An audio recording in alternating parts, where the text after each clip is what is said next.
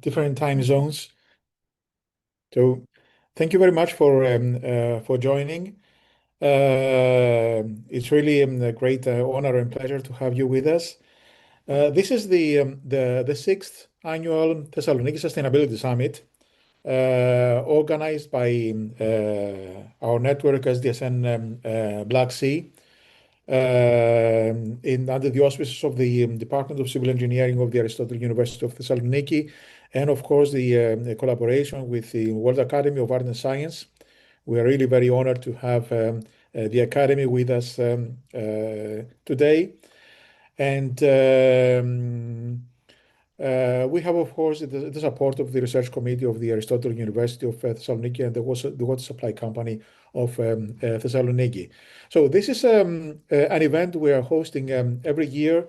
It's the sixth year now that we host this event as SDSN Black Sea, the Sustainable Development Solutions Network for the wider area of the Black Sea. This network was established in 2018. It is hosted by my university, the Aristotle University of Thessaloniki. I have the honor of chairing this network, and several members of the Leadership Council are here with us in this meeting today. So every year we try to focus on a topic of global significance. And of course, this year it marks the anniversary of the 10 years since the Paris Agreement. I'm not saying celebrations because it's not celebrations. It's time to think and to consider where we are, where we should have been according to the agreement, to the Paris Agreement, why we're here in this position, and mainly what are we going to do next, how we are going to reach the milestone of 2030, and even how we are going to follow after 2030, because of course our efforts will not end by 2030. So this is the issue that a lot of people are discussing right now. It was a main topic during the General Assembly of the United Nations and the Climate Week last couple of weeks in New York and all over the world. And we thought that this would be an appropriate topic to discuss. And we are very glad and honored that we also received the permission from UNFCCC to use the badge of the Paris Accord. So our event, our conference, our two-day conference is included in the global events that take place this year to mark this very significant milestone of the 10 years from the Paris Agreement. So our conference is a two-day conference. Today we have two sessions, online sessions, exclusively online sessions, with members of the World Academy of Arts and Science, but also with members of SDSN Youth, the global network of young people, because we want to hear the opinion and the perspective of the younger generation, because it's their future we're talking about. So these are the two sessions that we are going to host today. And tomorrow we start early in the morning, and we have another 4 sessions. These sessions will be in person here in Thessaloniki at the Aristotle University of Thessaloniki, but they will also be streamlined using the same link that you used today to connect with us. So we will be also equally happy to have you with us tomorrow, either in person if you are already in Thessaloniki, or online if you are somewhere else. So we are going to start with this conference. I'm really very happy and honored to have with us the President and CEO of the World Academy of Arts and Science, Garry. And I know that He has a very complicated schedule, and we are really very happy to have him with us. So, Garry, I'm not sure if you can hear us. I hear you. I do hear Great. you. Great. So it would be extremely interesting to hear from you a few things about the Academy for those who are not acquainted with the Academy, but also our main topic of discussion after that would be what could be the role of the Academy in this process of implementing the Paris Agreement, the Sustainable Development Goals, and ensuring a better future for everyone. Well, thank you, Nikos, for this invitation, for organizing this important conference. Thanks to SDSN Black Sea and Aristotle University and all of the organizations that are participating. I'm happy to see representation from so many of our distinguished fellows who are really experts in this field, from SDSN Global Climate Hub, from UNCTAD, from Government of Ireland, from Arizona State Global Futures Lab, Black Sea University Network, Green Hope Foundation, and the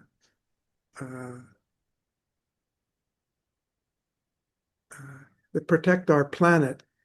Protect Our Planet was founded by Rajendra Pachauri, who was the chairman of the IPCC, and received on behalf of IPC the Nobel Peace Prize in 2007. And after he was then elected to the Academy, became a board member of the board, and then after his passing, his son Ash Pachauri has been there, and I'm very happy that he's also to be a speaker. And particularly happy also to have the representation of SDSN youth. As you've said, and we feel very much, the youth are really key players, essential players in addressing this issue. You've convened an agenda with so many experts in the field of climate change. But I would like to speak from the perspective of the World Academy, of where we see the achievements and challenges facing us in the field of climate change from the widest perspective that we can think of, which is really global social evolution and what's happening in the world, and how important this event is, but also how connected our efforts to address climate change are to our efforts to consciously manage the evolution of our planet and our global society. The two are so much interlinked. So from that perspective, I'd like to give little background about the Academy to those who are not already familiar with it, and then look at the issue of climate change from that perspective of the wider issues that we have been trying to address. Just very briefly, the Academy was founded by eminent intellectuals, including Albert Einstein and Bertrand Russell and Robert Oppenheimer, noted as the father of the Manhattan Project, or the atomic nuclear weapons. And that's very important for us when we look at these issues that we're facing today, because the invention of the atomic bomb really marked a key point in the history of science and the history of humanity. Because for the first time, it became very clear to scientists and to many other people that science and technology are actually one of the most powerful instruments for the evolution of human society, and also can be, as a double-edged sword, one of the greatest threats to it. And up until then, science, to a large extent, lived in something like an ivory tower, pursuing knowledge for its own sake, having the joy of discovery, but not being really concerned so much about the consequences of knowledge. The atomic bomb, and at the same time, the invention of vaccines and antibiotics, really changed that, because for the first time, science was having a major, major impact, either for the salvation of humanity or for threats to it.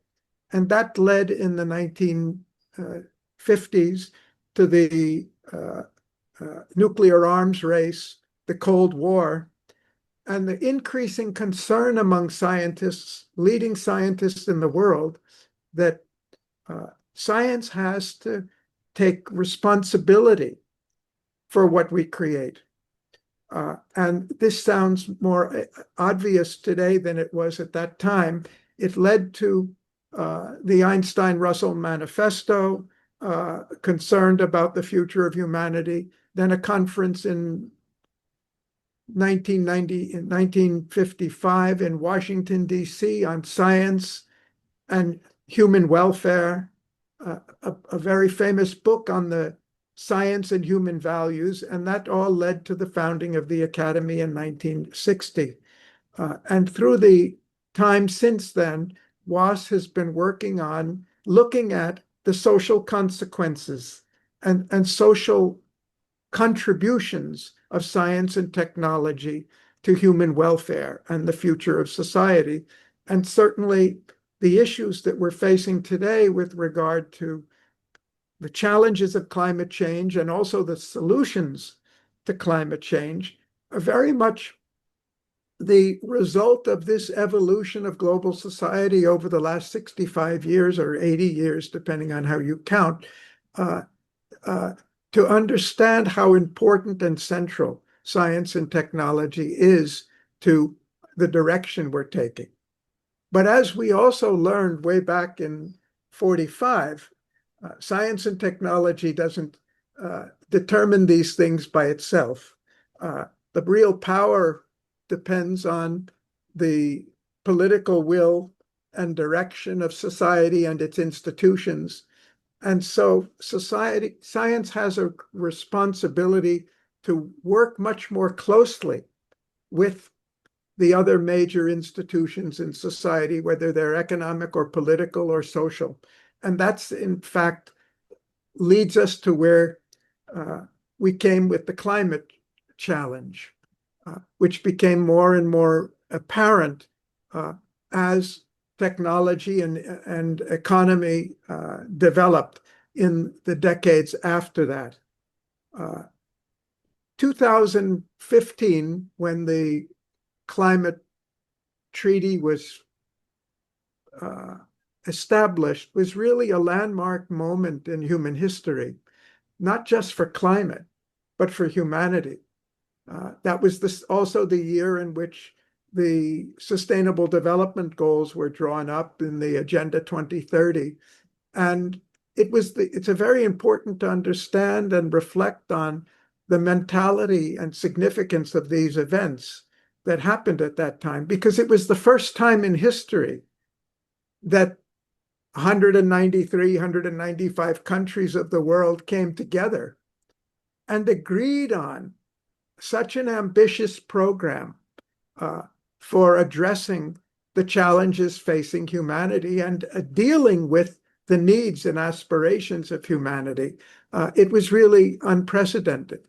Before that, global community had struggled for a long time to address the issue of climate change, rising temperatures, melting ice caps, extreme weather reports, the loss of biodiversity and everything. But this was the time when all the leaders of humanity came together and decided there is something we must do about this, and we must act in a concerted way, whereas previously countries had acted independently in isolation or were more motivated by short-term national interests. It became quite clear that that's not going to work with climate change, that unless we all come together and we all collaborate on it, we're not going to get the results that we need. So this made the Paris Agreement in 2015 really a landmark, an unprecedented landmark in history, along with Agenda 2030. That commitment to binding procedural commitments at the national level was unprecedented. And now we're looking 10 years back at what happened after that, to a large, initially encouraged by the initial steps that happened after the climate agreement, the progress that was made and has been made, significant progress has been made in controlling and shifting over to renewable energies and other measures, which I'm sure we're going to hear from the speakers in this conference, but not enough, and that's what we're tend to be most conscious of today. That in spite of the shared goals, in spite of the commitments, that somehow, in spite of the unprecedented efforts at global collaboration, not only in the scientific and political field, but in the economic field, in spite of these accomplishments, it's not enough. The world has made meaningful progress, but renewable energy has surged, the solar, the wind, battery technologies, and so forth. Many countries have set ambitious targets. Global awareness of climate risk has risen much, but so much work remains to be done in order to protect us from the continued warming that is still taking place. And that is the context for us to be here looking at the climate agreement and where we go from here. And I think, but I'd like to reflect on the reasons, not for our accomplishment, which were unprecedented, but some of the major reasons beyond our failure to do more than we have done. And I'd like to put it in a perspective that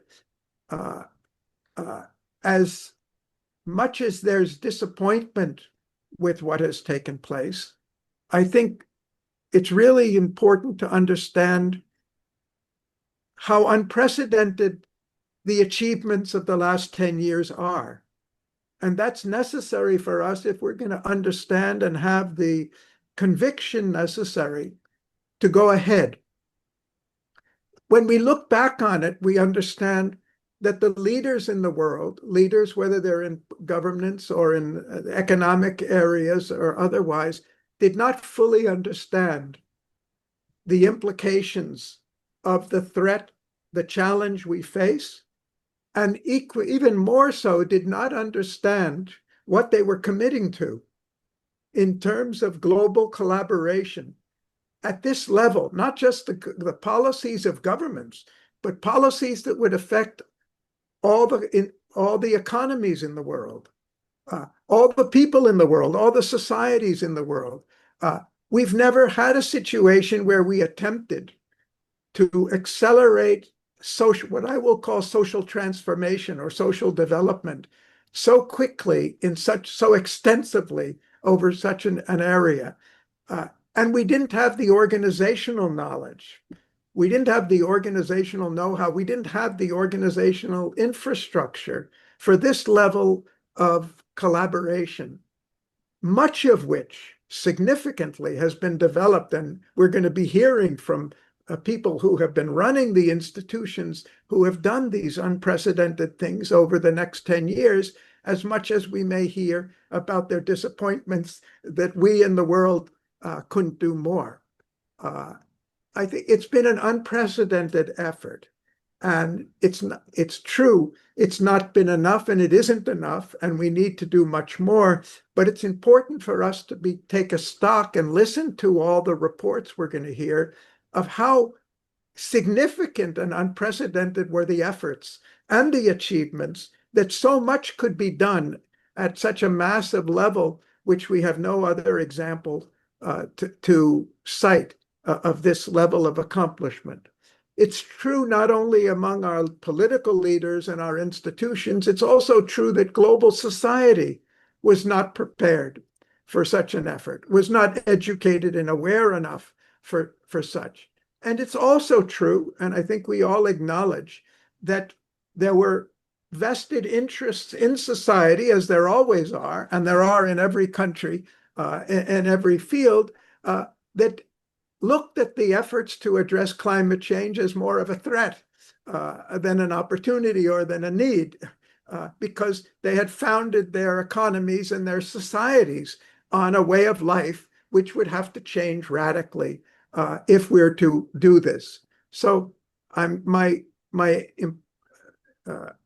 intention here is to say, let us not underestimate the magnitude of the effort that's been made and the remarkable achievements. For the first 5 years after 2015, there were very encouraging results in the right direction. And if it could have accelerated along that line, we would have been thinking a little differently today. But something else happened, something that we at the Academy, we've spent a lot of time looking at in order to understand. It's something that can be named in many different ways, but the term that we're using is global turbulence. The period from 1990, with the end of the Cold War, there were remarkable progress for humanity in so many areas, and they were gaining momentum in so many areas. And the statistics show how much progress we've made in incomes, in education, and in peace, and so forth, that we never, and I'd say nobody anticipated that after 30 years of significant progress, that we were going to hit a wall, that we were going to hit many issues that we thought had been put away and settled for life back at the end of the Cold War, that we're going to surface again. I think nobody predicted that we would have significant wars being waged, even in Europe, 5 years later. We didn't see this coming.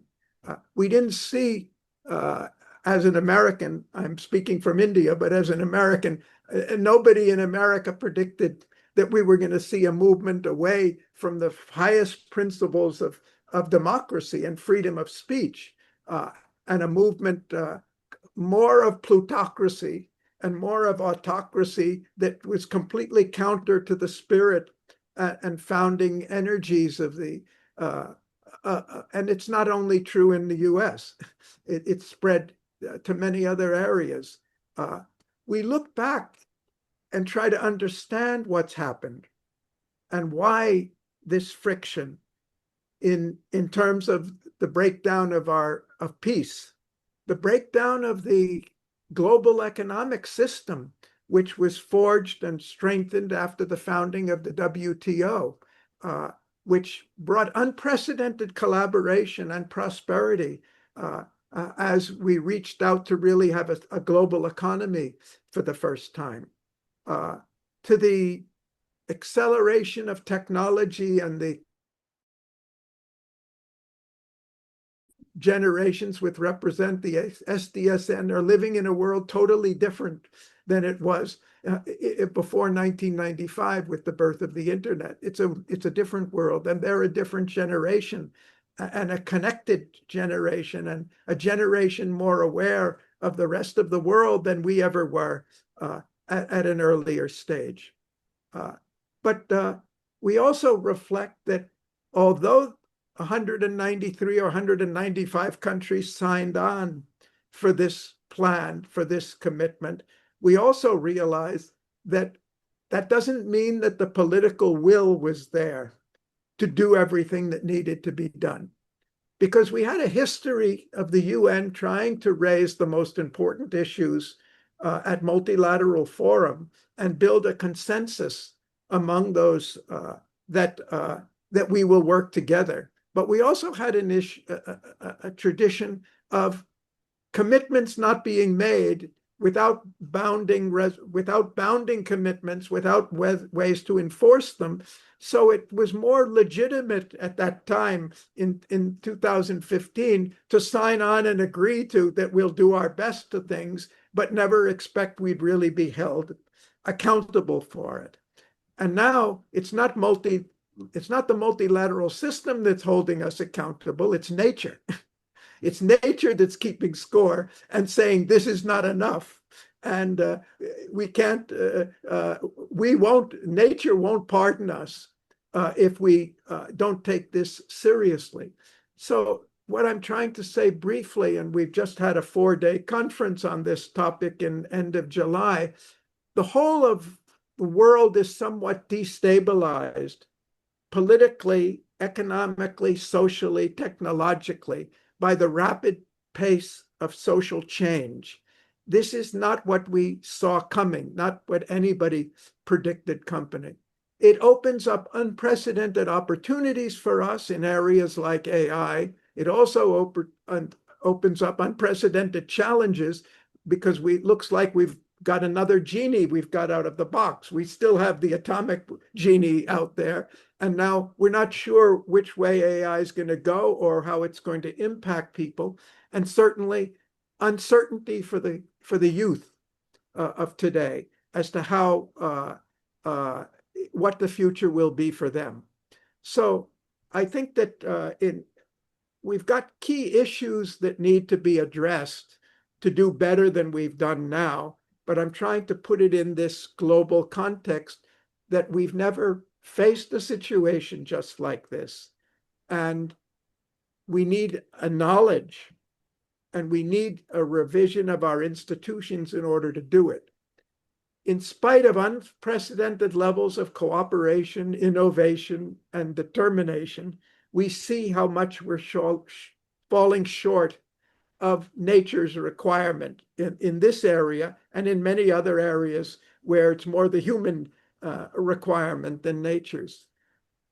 The world has enough money, financial resources, about 700 trillion, more than enough money to address not only the climate problem, but all the SDGs.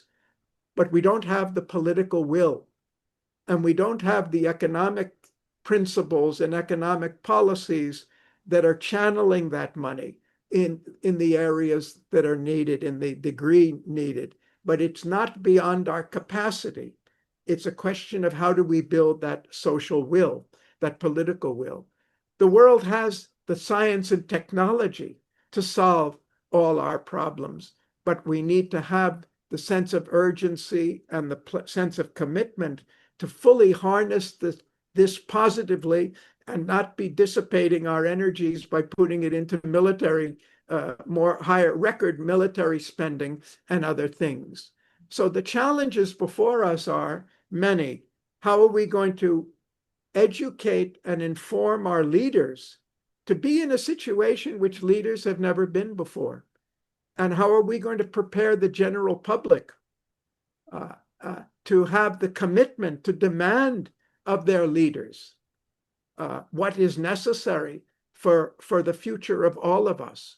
How are we going to put peace and human security and make that the highest priority necessary? Because without peace, we cannot solve these problems. We're only aggravating these problems and wasting our resources.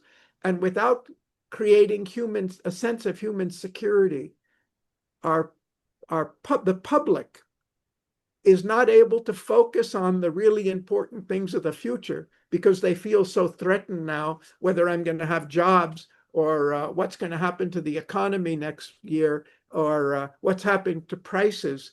We're going to have to deal with the situation, not just at the level of carbon emissions, but at the level of society. How do we address and create a more positive, conducive environment for global social progress in collaboration with each other, granted at a level that we have never done it up until now? And so the challenge we face with climate is indicative of or expressive of a greater challenge that humanity faces. We really are on one planet now. We really are one world, whether we like it or not, and there's no alternative. We really have to have the multilateral institutions that we need, and we have to empower them fully, which we have never done because nation states still want to cling to the powers they have. And that's going to be the challenge before us. The national leadership, the global institutions, the radical changes in our economic theory and policies, some radical changes in our political theory also to understand what's really driving political change, and of course in the multilateral organizations. So to sum up, I'd just like to say that this 10 years is really, looking back, the Paris Agreement stands as a historic testament to what humanity can achieve when it unites around a shared purpose. It reminds us that global challenges require global solutions, and there's no way for any of us to do it without doing it together. It calls on and demands of government, of business, of civil society, and individuals to step up their efforts, our efforts, to secure a sustainable future, most especially for our youth. It reminds us that agreements alone are not enough. They must be translated into action, no more just words. It's got to be sustained by trust, it's got to be guided by science, and it's got to be founded on shared values. The climate challenge is not merely a problem to be surmounted. In my view, it's also a very powerful catalyst and lever for humanity to mobilize and accelerate our whole development as a human race. It's a challenge to all of us, but it's also an impetus for us to do things that we should be doing even if we didn't have a climate challenge. Thank you for the opportunity for addressing this group, and thank you, Nicholas, for convening this important conference. Thank you very much, Garry. All this set the ground for the discussions that we are going to have in the next 2 days. It was really an amazing.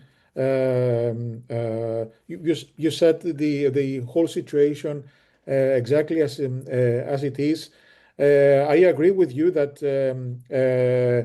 a lot of progress has been done, especially in the first years. It was the momentum after 1990 that led to the perhaps a little more optimistic than it should be Paris Agreement.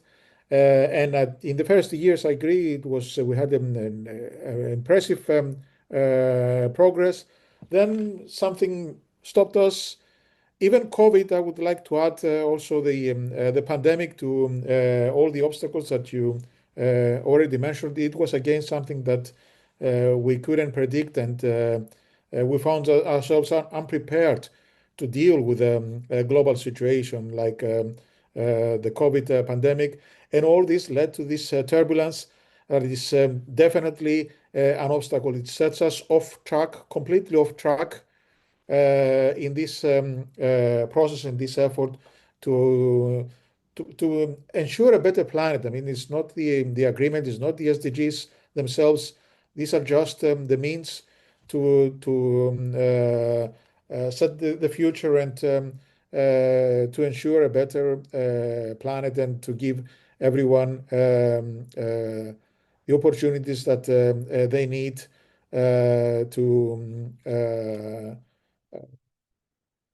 to follow us and to follow this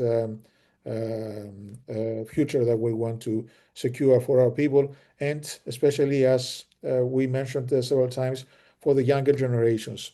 So thank you very much for this introduction. It's the ideal introduction for the rest of the conference. And I think we are now, with all this information that Garry introduced, I think we can start with the first session of this summit. And I would like to invite our colleagues. I see that Phoebe is there, and Denis, and Josep. We are still missing Chantal-Line and Amanda. I'm sure they I'm will. here. Yeah, Hello, hi, you're here. everybody. Thank you very much. Thank you for joining. So we are all set. We are all ready to start with the first session of this summit. As I mentioned at the beginning, this is the 10 years after the Paris Agreement.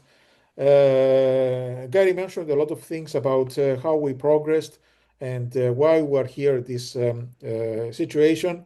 And what I would like to discuss with you is your opinion on, first of all, the Paris Agreement itself, whether it was too optimistic or not, the progress between the Paris Agreement and now, the 10 years that passed since the Paris Agreement, what did we do wrong and what did we do right? But most of all, what will happen next? We have the milestone of 2030, but that's just a milestone. We are talking about our future. We are talking about the future generations. Do we need a new agreement? Do we need to restructure the Paris Agreement, to adjust it, to update it and upgrade it, as we discussed in another panel with Amanda? Or do we need something completely different? So this is, in my opinion, the topic of discussion for today. We have an amazing panel. It's really a great honor for me to even to be a member of this panel, even more to moderate it. So, with no further ado, I would like to start with our first panelist, my very, very good friend, Phoebe Koundouri. Phoebe, I will just say a few of your affiliations because it will take the whole session to mention everything. So, the most Phoebe important thing is that we are very good friends and we were born and raised in Cyprus. yes, exactly. Phoebe is a professor at the Athens University of Economics and Business and also at the University of Cambridge. She's also affiliated with the Technical University of Denmark. And she's co-chairing SDSN Europe. She's, of course, a member of the Leadership Council of our network, SDSN Black Sea. She's coordinating, she's chairing this Center of Excellence, I4EA. I'm sure we're going to hear about this in her presentation. And she's also coordinating, she's chairing the Global Climate Hub, which is something really very important. But she also authored a lot of reports on the progress, on the implementation, on the progress of the SDGs. And I would like to ask her also to mention in her presentation what she understands of the progress of the implementation of the SDGs. So, Phoebe, the floor is yours. Thank you, Nikos. It's always a pleasure to work with you because we work together in many different projects on climate and other issues. And we work in this lovely framework of interdisciplinarity and intradisciplinarity, where all the sciences meet to solve problems that cannot be solved in the silos of disciplines, and at the same time looking for impact. That's why we integrate into what we do the stakeholders, integrate them into an engagement for co-design. So throughout my 3 decades, the 3 decades of my career, I've been focused on innovative systems transformation for the sustainable interaction between nature and climate. And the idea now is that we want to escape this multi-crisis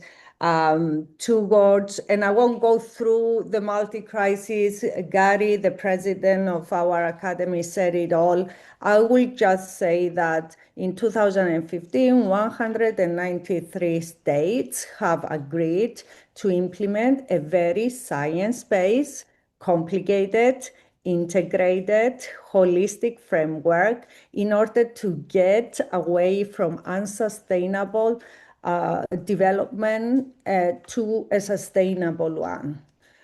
And it is exactly on the pathways from the current situation to sustainability that we work as the Alliance of Excellence for Research and Innovation on Aiphoria, which is the Greek word on sustainability, bringing together different institutions, accelerators, science policy networks, and scientific academies to work on within an interdisciplinary and intradisciplinary framework, talking continuously with the policymakers and looking for impact. That is, our science-based solutions that are co-designed with the interested stakeholders need to be implementable. And we work a lot on climate, but also water, food, energy nexus, and biodiversity, ocean, socioeconomics, innovation, and education, upskilling and reskilling, with a footprint in more than 120 countries.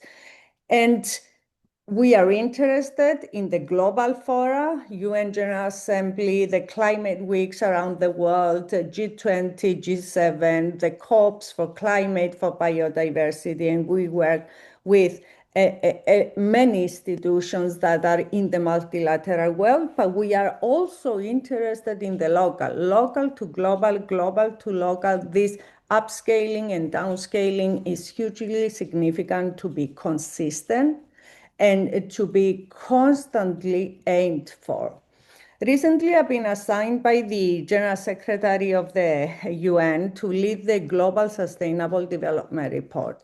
This will be the last report before the 2030 deadline, and it's a report that comes out every 4 years. It's an assessment of assessments, and the aim is to strengthen the science policy interface. So, to Nico's question, did we do enough? Is it a framework that we want to keep and try to continue to try to implement? Well, my firm belief on this, and this is what I will try to convey in this report as a message, is that we have a brilliant, comprehensive framework for transition. It's brilliant because it's science-based, it's holistic, and we have the science, the technology, the policies, even the financial resources in the public and private sphere to achieve the SDGs. 17 SDGs, 169 targets, a very complicated framework. Why is it not yet implemented? Why are we at the 17 to 18 level of implementation across the globe? Well, the answer for me is not the complexity. The complexity can be solved because we have the capacity to empower different scales at the global level, regional level, national level, subnational level, local level, even at foundation, institutional level, company level, to design implementable pathways. We know how to do it, and we know what is needed for these pathways to be implementable. We need a very explicit, and very clear transition pathway for every year, the optimal mixture of policies, technologies, fiscal and financial instruments, and governance transformations. And we can get them together, and we can get them together, this optimal mixture, with a stakeholder co-design. We can do that. What we are missing, for me, the crucial thing that we are missing is accountability. Lack of accountability within the global multilateral system, which is in itself in a crisis. I'm coming back from New York, the UNCTAD and the Climate Week. We are facing a crisis there, and we all know about this. So what we need and we need to think hard about designing that is an explicit institutional mechanism dedicated to implementing the SDGs, an operational structure capable of aligning global efforts, ensuring effective coordination, delivering results on the ground, and being able in an efficient and transparent way to channel technology transfer, financial flows, capacity building, and particularly engage the policymakers and the other stakeholders, the businesses, the financiers, and the politicians, as well as the civil society into that co-design and implementation. Think of the UN Environmental Programme. It has an explicit institutional mechanism. It has hubs, regional hubs and national hubs, and explicit projects and explicit investment budgets, and it gets implemented and it's making progress. For the SDGs, the most complicated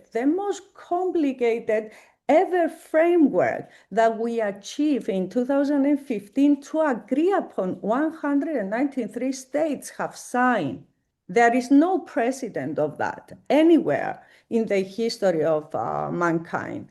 There is no precedent. Even the Charter of Human Rights is not so well accepted officially when it was launched. So we know what we need to do, and we have the means to do it, for me.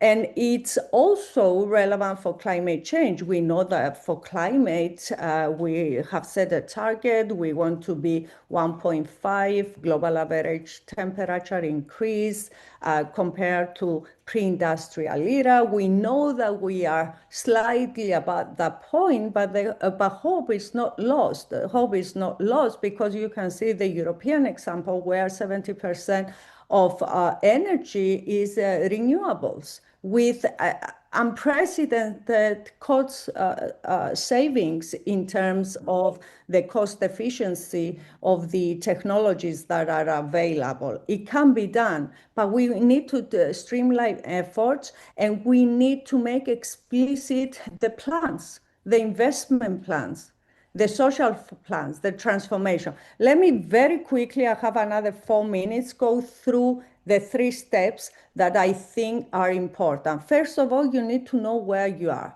And we have developed extensive measurement capacity for continuous monitoring and assessment with regards to where we are with all the SDGs and all the targets within the SDGs. And we have about, we have a few hundred KPIs that we constantly monitor and assess. And we have the capacity now to do it with satellite data and in-situ data and drone data. There is so much capacity to measure across the globe. The Sustainable Development Goals report and of the UN and the corresponding SDSN report are in agreement. The level of implementation is low, 17 to 80% implementation.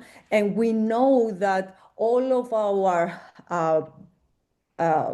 physical systems, the food system, the climate system, the land use system, the marine use system, the water systems are in the red, meaning very low levels of implementation. But what is important is that we can measure that. And we can measure that not just with the physical systems, but also with the SDGs that have to do with the society and the SDGs that have to do with the economy. And we should make to everybody clear that the SDGs are not about the environment. The SDGs are about the sustainable development, the prosperity of people, and the cohesion of societies and the resilience of the environment in an integrated way to manage them.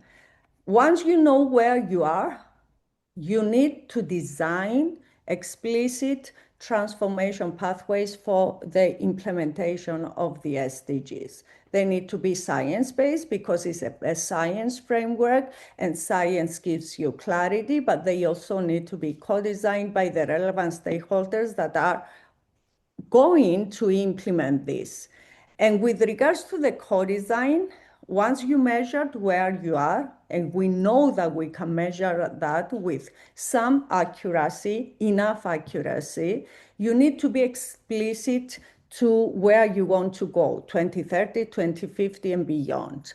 The SDGs give us the targets, but these targets need to be translated into a policy framework. A good example of that framework, not the only one across the globe, is the European Green Deal, 150 laws and regulations, making very clear where each industry, each sector of the economy, each bio ecosystem should be by 2030 and 2050.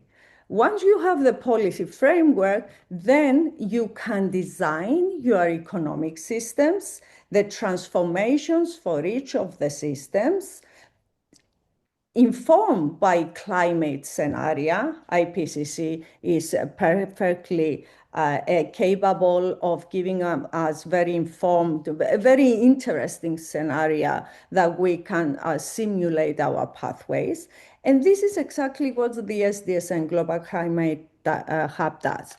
It functions in three modes. The first mode is an intersectoral mathematical model that allows you to explicitly identify what each year should look like for your energy system, your transport system, your land use system, including agriculture and forestry, your marine use system, health systems, innovation systems, and then embed the pathways for each year, for each country, and you can go subnational, but you can also go regional and global, and embed the solutions in socioeconomic general equilibrium that will allow you to identify the economic impacts, trade-offs, and synergies for each sector, and will allow you to identify trade impacts, and finally will allow you to respond to the questions: who is going to finance these pathways, which are plans, investments, either infrastructure or other, and how are you going to protect the vulnerable, the marginalized populations? And why we do this mathematical modeling and get the results of the modeling, the dynamic results of the modeling that gives you explicit guidance of what you should do in each sector of the economy. We constantly have living labs with the relevant stakeholders in each country using the hub structure of SDSN. There is a hub in almost every country in the world. And there we make sure that we integrate in our modeling the preferences, the visions, the fears, the local knowledge, the local capacity. And we do that in a continuous interaction with further engagement of the stakeholders through upskilling, reskilling, training, education, and so on. And the last mode of interaction, so we function with the stakeholders in a systems approach, defining the scope, mapping them, defining the problem, envisioning the future, backcasting, and building the pathways, but always science-based using the mathematical integrated modeling. The third mode is this open access, AI-ready platform that brings together all the data, all the models of the different sectors, ready to be used by anybody, and anybody who is willing to engage in getting familiar with the framework. And then it produces visualization dashboards, digital twins, tools, decision support systems for the stakeholders to engage with them. We are very proud to recently sign an MOU with UNFCCC in order to become the scientific instrument of UNFCCC for refining the NDCs, the nationally determined contributions of the states that are negotiating at COPs. And this is the instrument that I just showed you. We have published quite a few reports on Europe, UK, the Balkans, and now we are working in Asia, China, Southeast Asia, and also started working with UNFCCC in Africa. And the idea here is that we simulate a business as usual and a national commitments scenario for each country, using as commitments the main policy instruments in the country, the national energy and climate plans, the common agriculture policies, the water framework directives, the regulation for shipping, and so on. And at the end of the day, you can map for every year the energy consumption, greenhouse gas emissions, the energy supply, and the sources of energy supply, and respective greenhouse gas emissions per fuel. And at the end of the day, identify the energy mix transformations that are needed in each and every country. And not only that, but also identify the green corridors.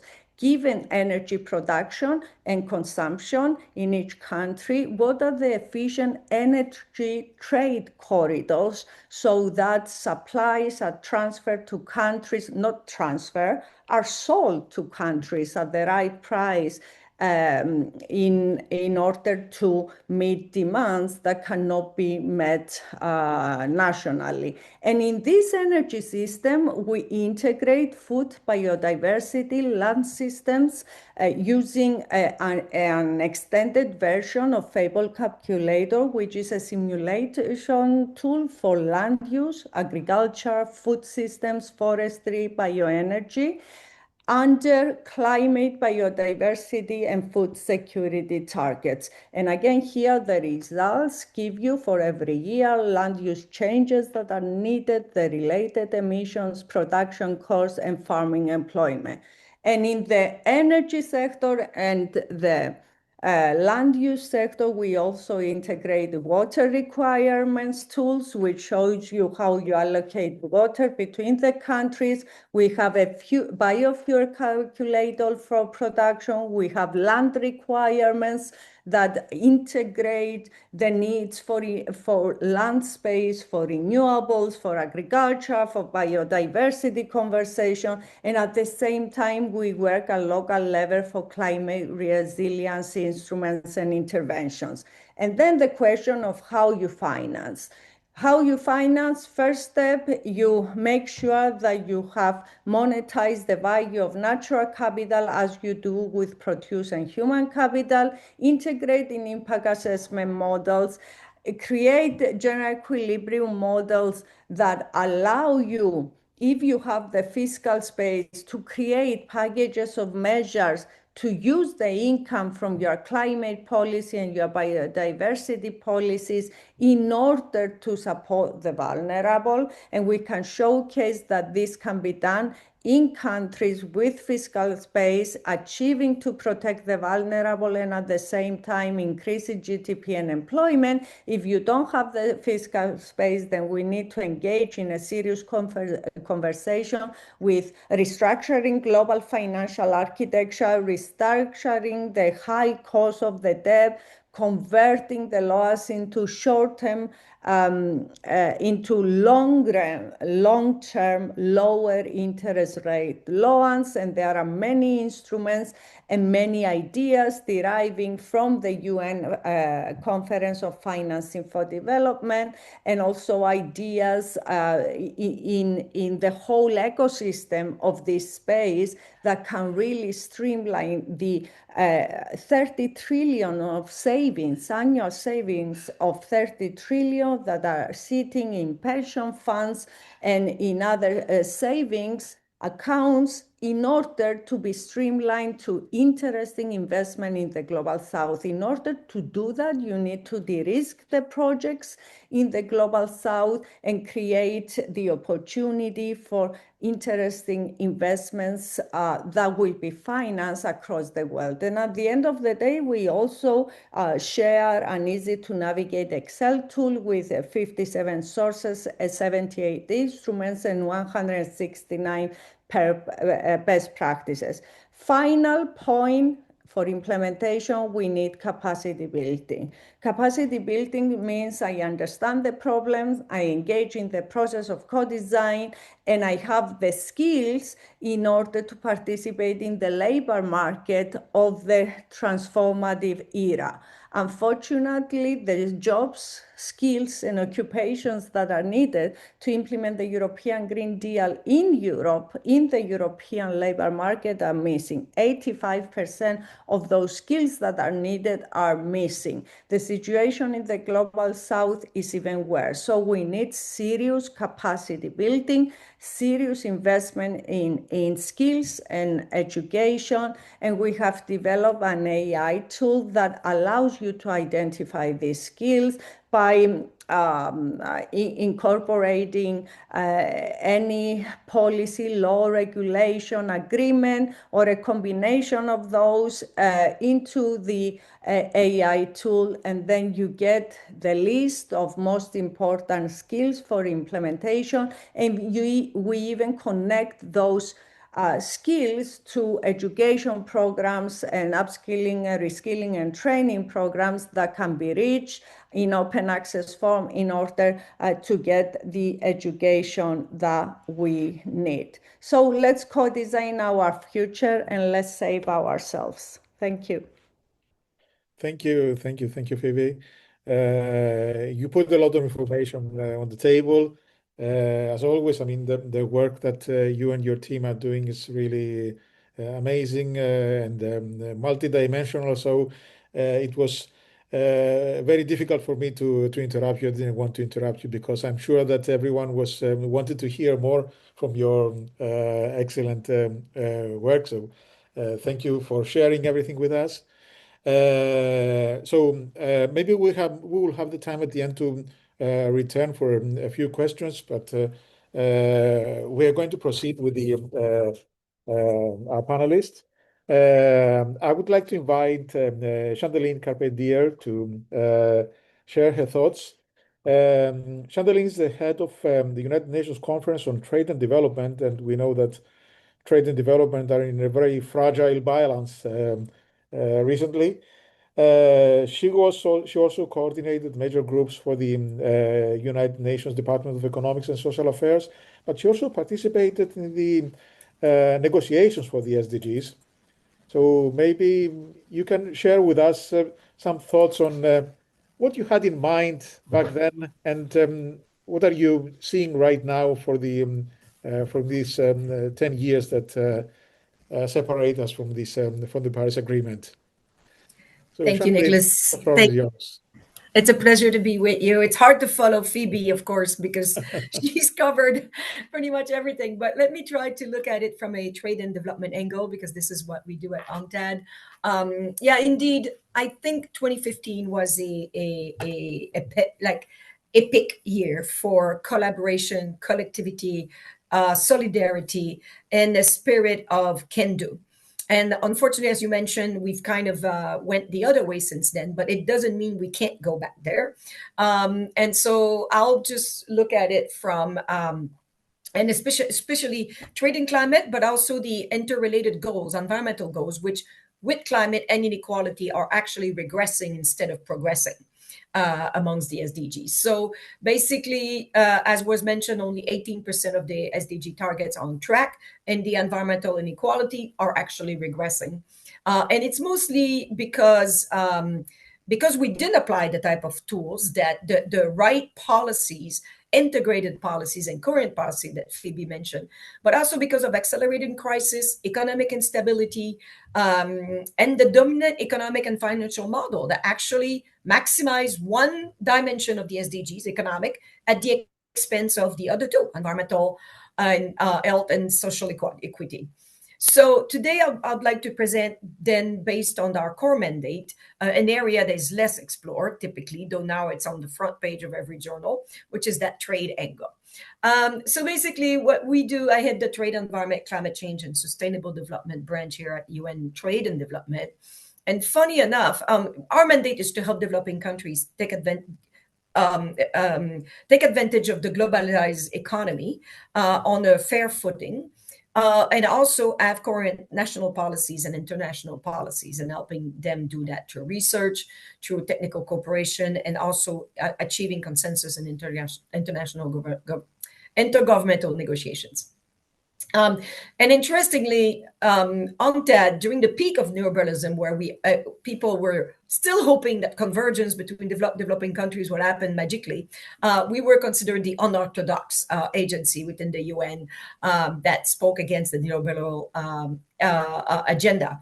But basically, I think over time it has evolved as an authoritative, knowledge-based institution that actually can bring light and evidence to that development angle and what is missing.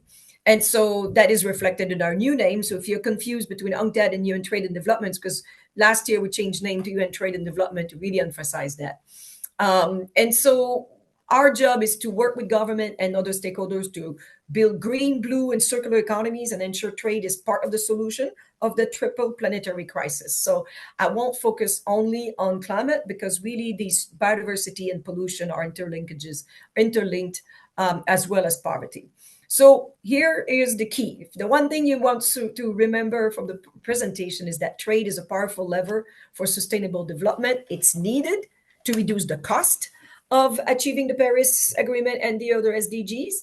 The current trade tension are actually restricting access to the renewable energy and other technology needed to achieve this transition, as well as critical mineral access. And it is expected to further drive further sectoral and geographical reallocation of FDI, foreign direct investment, in these very needed supply chains. And despite, I'll give you statistics now that is very clear, despite the fact that renewable energy investment have doubled since the 2015, a teeny share of that has gone to developing countries. And actually, it's been whatever flow to developing countries been concentrated in a few countries. And therefore, we're not there. However, the good news is fossil fuel, though it still dominates the global energy mix at about 60%, renewable and nuclear power have rapidly expanded. Now they cover 2/5 of electricity generation in 2024. This was in the Secretary General report last year that was issued in a few months ago. Renewable energy sources, 14% hydropower, wind 8%, solar 7%, bioenergy and waste 3%, now account for one third of electricity production, and nuclear 9%. And renewable energy is the fastest growing energy source worldwide. And so the shift is clear. Despite the headwinds, the shift is clear, and I don't believe we're going to go back, right?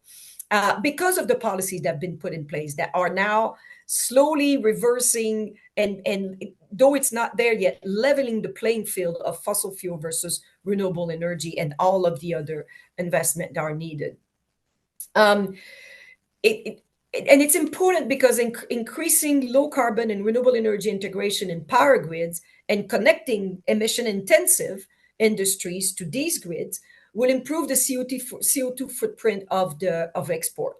And increasingly, we've all seen that export of developing countries are getting conditioned on embodied carbon. And therefore, and trade is one of the largest source of revenue for developing countries. So how are they going to finance their development, their adaptation, and their mitigation of climate change if they have no source of revenue in an environment where we saw international aid decrease by up to 30% according to the OECD. So it's really important to come together to help these developing countries access the technology and be able to decarbonize their grid, especially for their export sectors.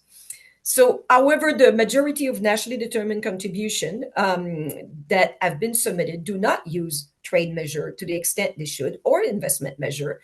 And the UN has supported now 75 to 80 of these NDCs from developing countries. And we're getting in the mode of starting to help them implement these NDCs. And I think it's going to be important we all get together to ensure they have all these tools available, including the one that that Phoebe was mentioning, at their disposal, so that they can have resilience in their supply chain, but also low carbon pathways that ensure their development.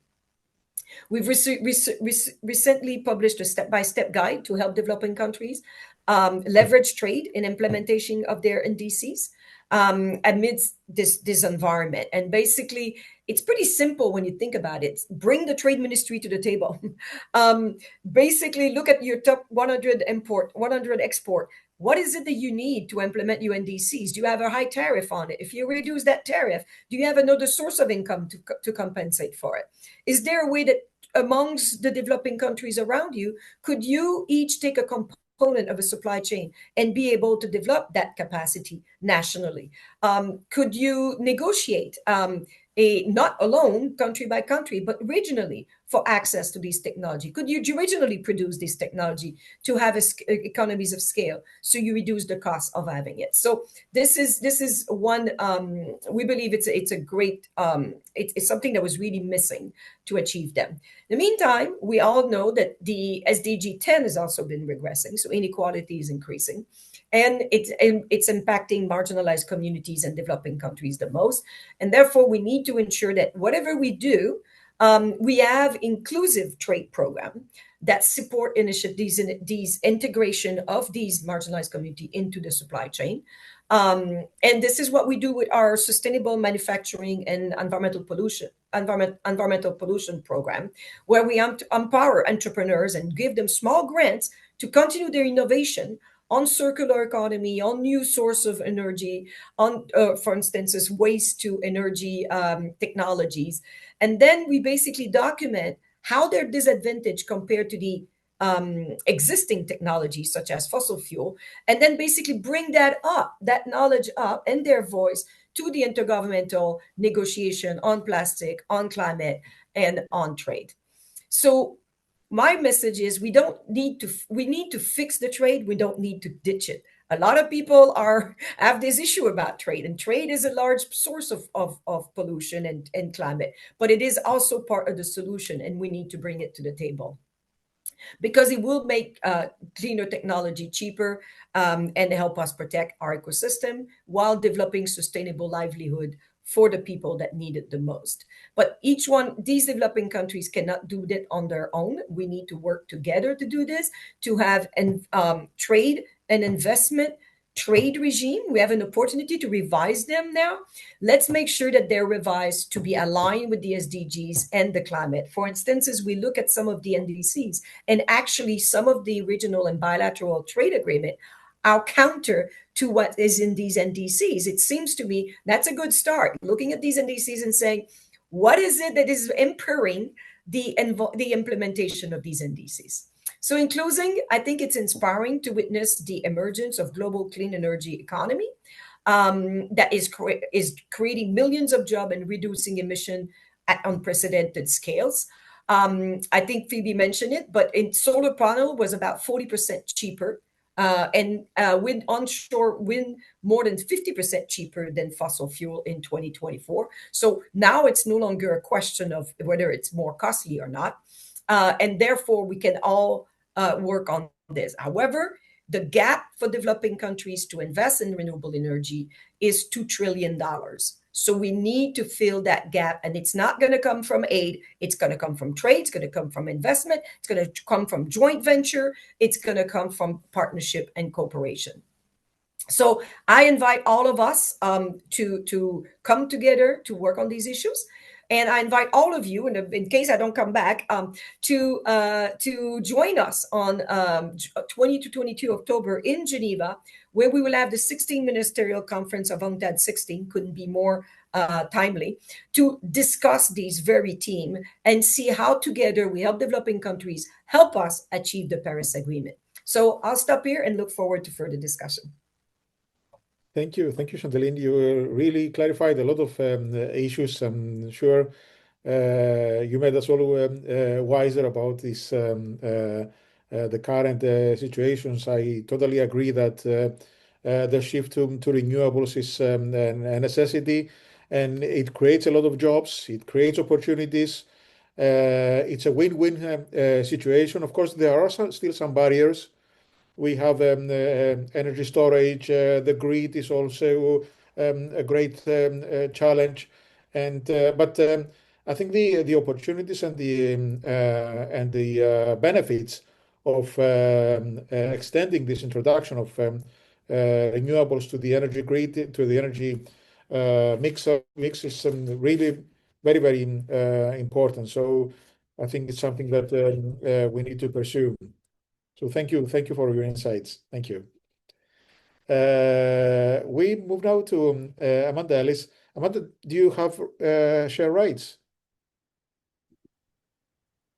Yes, I do. Okay, great.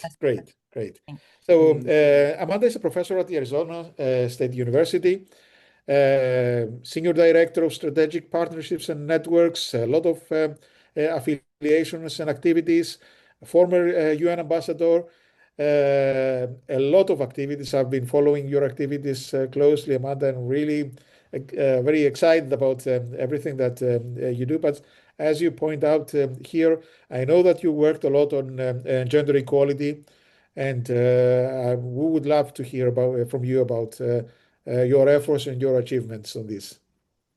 Well, thank you. It's such an honor to be here. And aloha from Honolulu, Hawaii, where it's 2:50 a.m. So you can see how I am. I was very privileged to serve as New Zealand's ambassador at the time when we were negotiating the Sustainable Development Goals. So I'm very intimately acquainted with some of the battles that went on behind the scenes as well, and would like to showcase that a little as we move through. And I've chosen to look at SDG 5 and SDG 13 because to me, Sustainable Development Goals. Although, as Phoebe rightly pointed out, everything is very interconnected and interrelated, and that is indeed the strength of this platform. So just a very quick reminder, as Phoebe said, 169 targets, over 1,500 indicators. So just a few here, but you can see 5.1, end all forms of discrimination against all women and girls everywhere. A very noble aim, but when we look at what is happening in Afghanistan, Iran, we see that unfortunately progress is not linear. So very important to be able to go back to these targets and indicators and continue to work on them. One of the other ones that I wanted to highlight was actually a debate that took time at the place took place at the time, and that was around national laws. So one of the projects that I'm very honored to have begun at the World Bank is something called Women, Business and the Law, which I am going to just show you all as an opportunity to check up on where we are specifically by country on these issues. And having been a former banker and honored to co-found the Global Banking Alliance for Women way back in 2000, there is a big obstacle to women getting access to capital, and that is caused by lack of property rights, among other things. But one of the very interesting debates that went on behind the scenes in 2015, and why I argue for a new set of regenerative goals, not just sustainable development goals from 2030, is the fact that governments argued, no, we only want to argue for women's property rights in accordance with national laws. And one of the beauties of the team at Women, Business and the Law, led by Taya Trumbuch, which does such a great job, is that it actually documents progress over time. So you can go to Women, Business and the Law, and I will show you a new tool that we have worked on with them and see by country and by indicator what progress has been over time. So this is really a way for civil society, academics, women's groups to hold governments to account. So one of the useful tools that currently exists and is available to all on our website at the Julianne Wrigley Global Futures Lab is SDG 5 training for parliamentarians and global change makers. And I just want to remind that here we are in 2025, not a single country has yet achieved full gender equality, and only 64% even legislate for it with the right kind of institutional support frameworks as well. And of course, this year is the 30th anniversary of the Beijing Platform for Action. So Chantal-Line, I will be with the Inter-Parliamentary Union in Geneva from the 19th to the 25th, both working on SDG 5 and SDG 13. So I look forward to seeing if I can attend some of your event. So important to have these global convenings, global summitry, where we are able to do a stock take and remind others of how important that is for progress. So this is a useful tool for everybody. And of course, we've chosen Brazil as an example, given the interface between SDG 5 and SDG 13 is so critical. This allows you to click anywhere on the map and see what progress is being made by your country. So it's an easy primer and brings together, using AI, the data from the World Bank to this particular tool. Now, moving to, and of course, I did want to just remind everybody that, of course, 80% of the victims of the climate crisis are women and children for a whole host of reasons. And yet, women are often solutionaries. And one of the things that, Phoebe, you and I didn't cross paths last week in New York. It was so busy. And I was hearing from friends who were participating in the United Nations context that it was, not entirely a positive week. One of the exciting things that we heard from the private sector and academics, civil society, was that in fact, New York Climate Week was the largest ever. There were over 1,000 events, and people were coming together outside of government and saying, game is still on. This is not game over. Game is still on, and we need to double down on our efforts. And I think that's very exciting when we see the data that both Phoebe and Chantal-Line have outlined with renewables. Last year, there was twice as much investment in renewables as there were in fossil fuels. That said, Chantal-Line talked about the lack of financing, $2 trillion gap for developing countries. The figure $7 trillion is a really critical one because there is an estimate of $7 trillion spent by banks on fossil fuel investment since the Paris Agreement in 2015. $7 trillion investment. And there has been $7.1 trillion, or there is still an estimated $7.1 trillion a year in fossil fuel subsidies. Now, the IMF and the World Bank estimate some $2 trillion in actual cash transfer and $5 trillion in polluter not having to pay. So this is a waste management problem, and the bill is being sent to those of us who are not responsible. So I think this is a really important reminder. And I want to go through a few tools that allow people to access ways of mitigating this, because the IMF and the World Bank estimate that were we to get rid of those subsidies tomorrow, we would have a drop in emissions of 3/4 by 2030, which is extraordinary. So we are subsidizing our own demise, and we are investing in fossil fuel infrastructure, which we should not be investing in. And this is a huge distortion in the global system. So we can see here some of the outlines here. Of course, the Paris Agreement is more ambitious than this, and we know that we now have a loss and damage fund, which was a big breakthrough in Egypt. So there is progress being made in the global architecture, despite the backsliding in countries like the United States. But the United States is now 14% of global emissions. China is 30%. I wanted quickly to just remind everybody of the important role of women as agents of change, despite the fact that less than 1 in 5 is a ministry of an environment-related ministry are women, and that we have only 1 in 3 women participating on party delegations at COP. We haven't really moved the needle on that, despite the 10-year interval from the SDGs. But I did want to remind everybody that it was a woman scientist way back in 1856, Eunice Newton Foote, who first made the connection between more greenhouse gases in the atmosphere and a warming planet. Of course, she did not receive the credit for that. It was a man some years later, but it's very important to have all brains and all hands on deck. We cannot solve the poly crisis, as my brilliant colleagues have pointed out.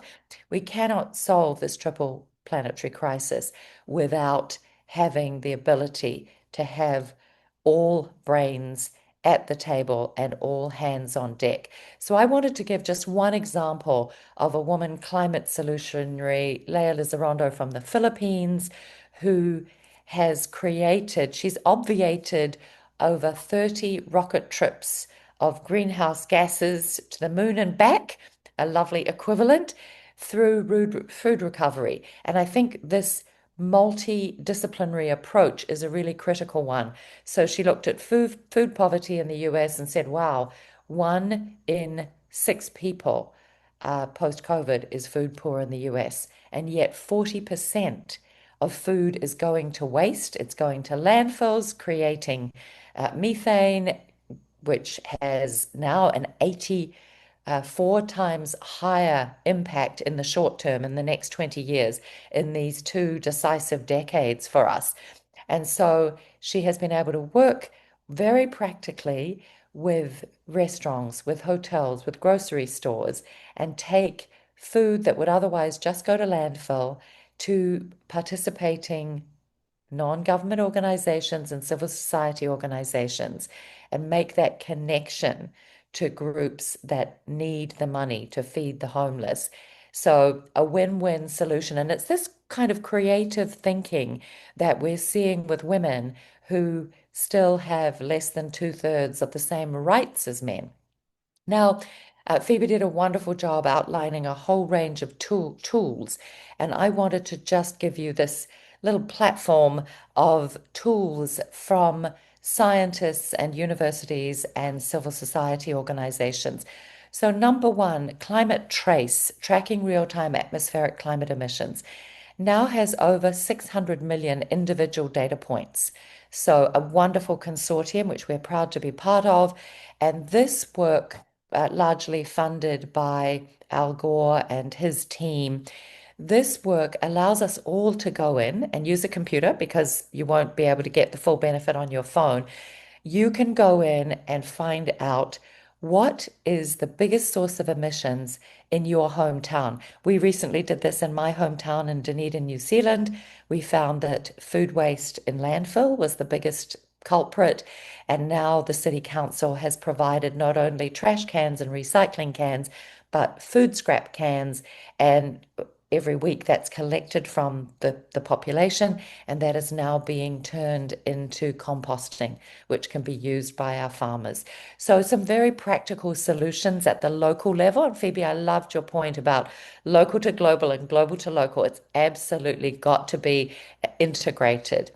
So the next thing that I want you all to know about is from one of our We Empower United Nations Sustainable Development Goal Challenge awardees. Leah Lizarondo was one. And this, Michael Nachmani, came up with the idea of a climate laws database of the world. So you can just Google that. It's now managed at the London School of Economics.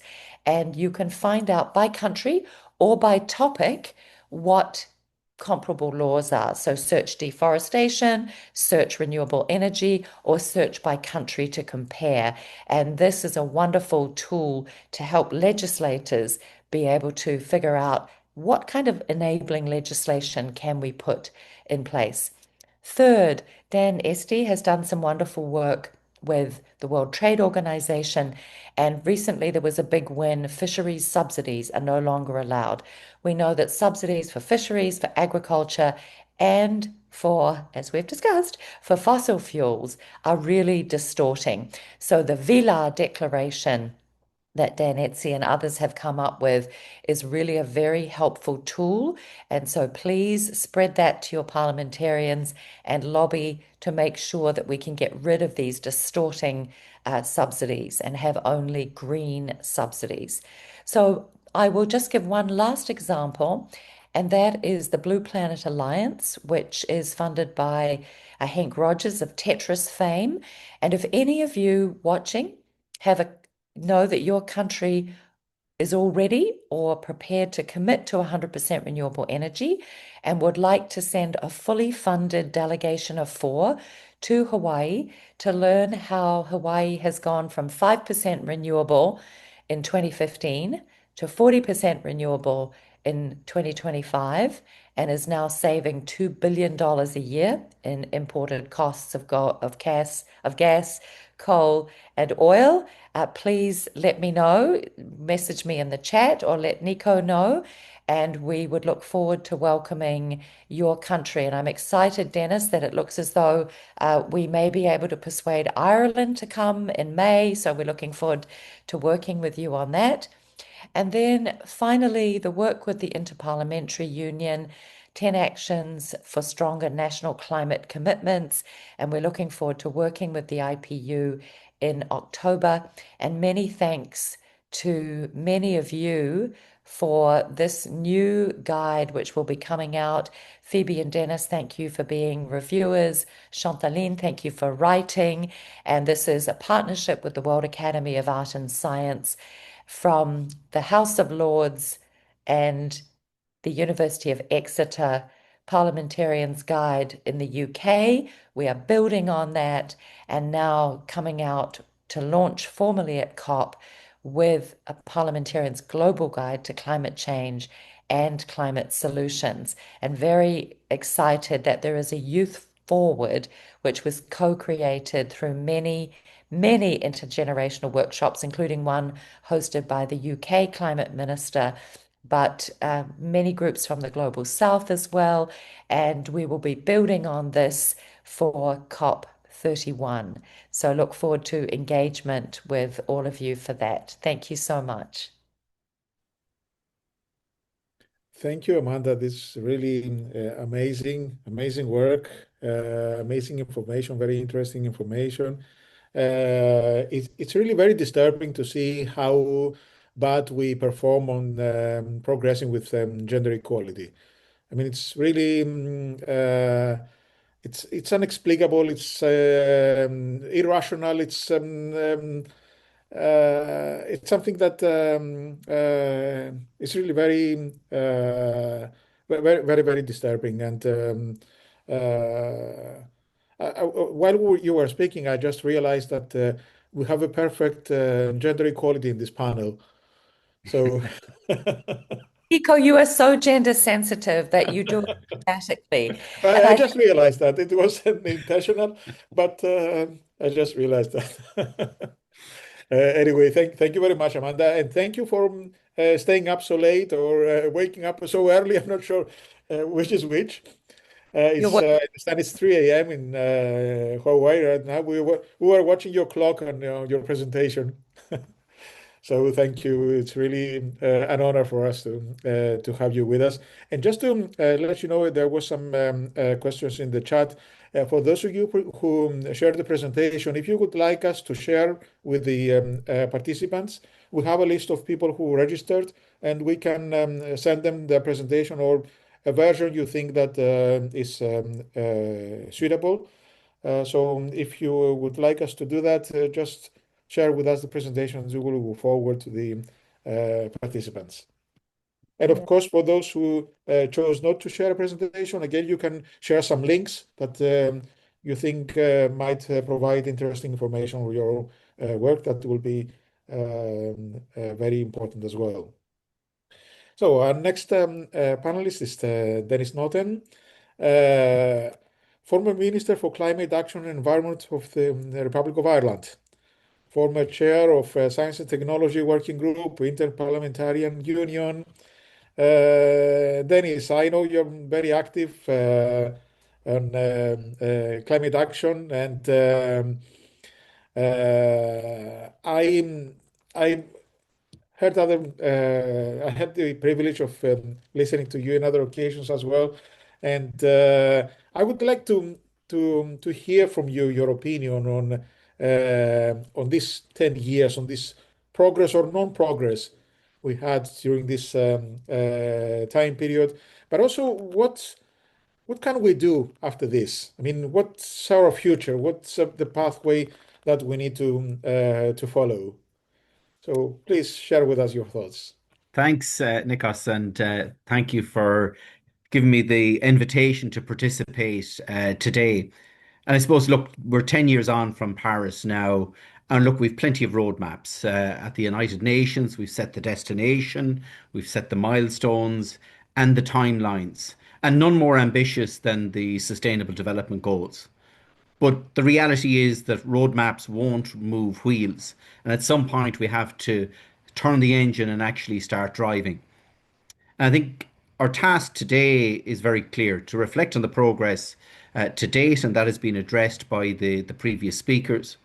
But I want to look forward to explore how bridging research, innovation, and governance can actually drive implementation, turning knowledge into impact. So 8 years ago, I was appointed by the Irish Cabinet to coordinate the SDG implementation across government in Ireland. And that experience taught me two things. First, that the SDGs are not about ticking boxes. They're a method of breaking down policy silos across different cross-cutting issues to ensure that outcomes are delivered faster, cheaper, and fairer. And I think, secondly, it's about breaking down that silo mindset that just isn't a problem within government, but it appears in research, in regulation, in budgeting, and in conversations between scientists and politicians. Too often, researchers provide evidence, leave it at the door of the politicians, and then walk away, criticizing the policymakers for actually failing to act.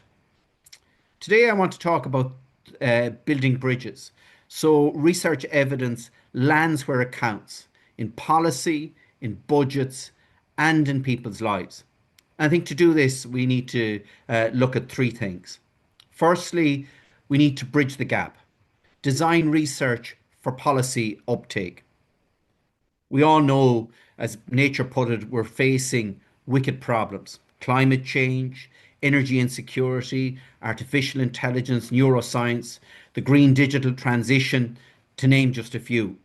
And as Garry pointed out earlier, solutions exist for many of these challenges, yet too often they remain locked in academic journals instead of shaping laws or citizens' daily lives. What we lack is a reliable conveyor belt from research to regulation. And I think lighthouse projects like the Global Human Exposome Project, a project that is mapping environmental drivers of chronic illnesses, where they're actually building a conveyor belt by enabling policymakers and decision makers from day one, not as spectators at the end, but as co-designers along that journey. I think this will pay off in two ways. First, research is framed to answer policy questions, and policymakers are pre-briefed with options that they can trust and can legislate for. So our shared role, I think, today as scientists, policymakers, local authorities and entrepreneurs is to ensure that the solutions are translated into policy change and legislative change.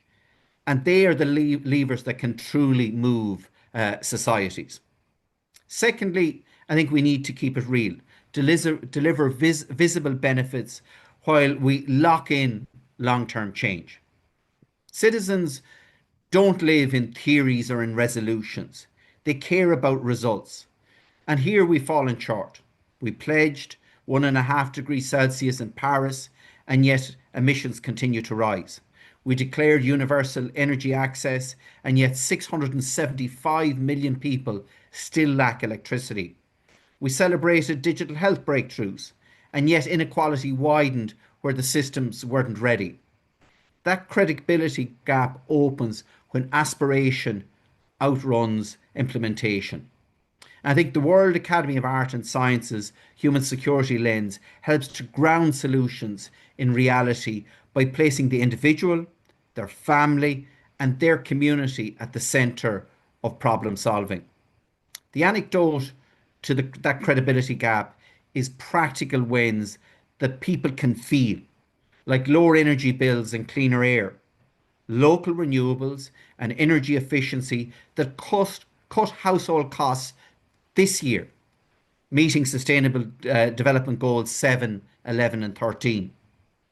Connectivity that closes gaps, rural telecommunications that unlock remote work, telehealth, and AI-enabled services designed for inclusion from the very start, SDGs 3, 9 and 10.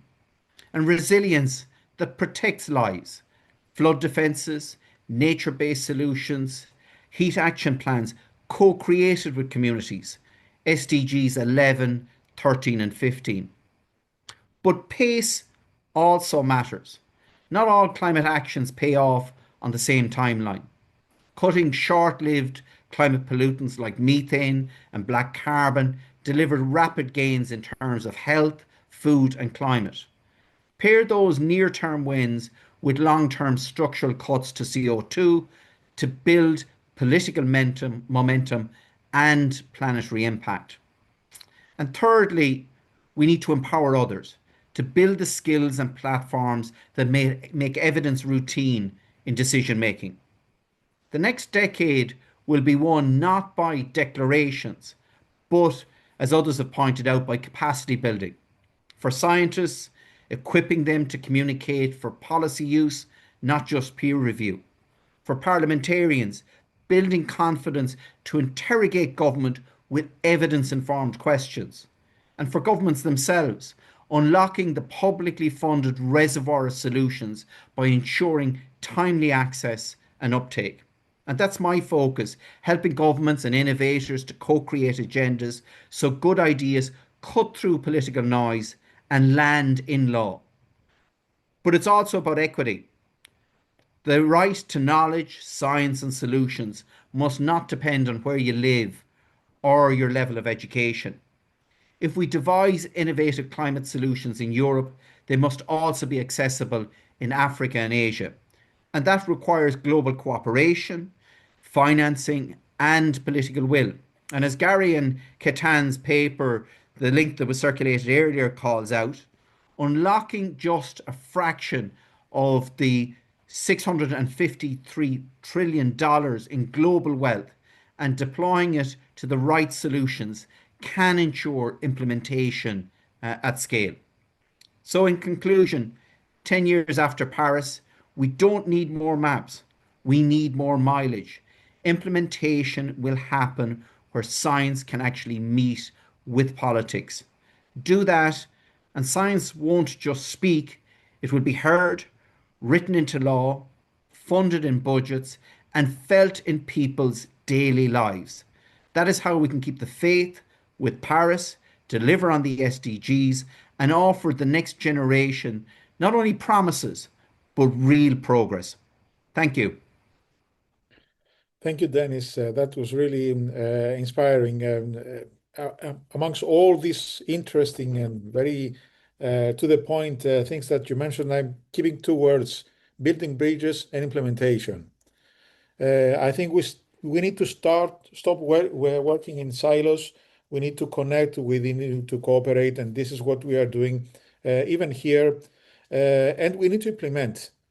I mean, we discussed a lot, we analyzed a lot. We need to implement. And just to mention that I'm a member of another UN network called the Council of Engineers for the Energy Transition. So this is a body that was created 4 years ago by the Secretary General, and he asked for engineers to support him in this process of the energy transition. And he asked for engineers because he needs implementation solutions, implementable solutions. So it's really very interesting group. I can send you a link to see the activities. We are asked, our mandate is to find bankable solutions, implementable solutions that are really accessible to everyone. And most of the members of this group are from Africa, from Asia, from Latin America, because these are the focal areas. These are the areas that are left behind, and we do not afford to leave anyone behind. So thank you very much for this presentation, Denis. Our last, but definitely not least, panelist today is Josep Garí.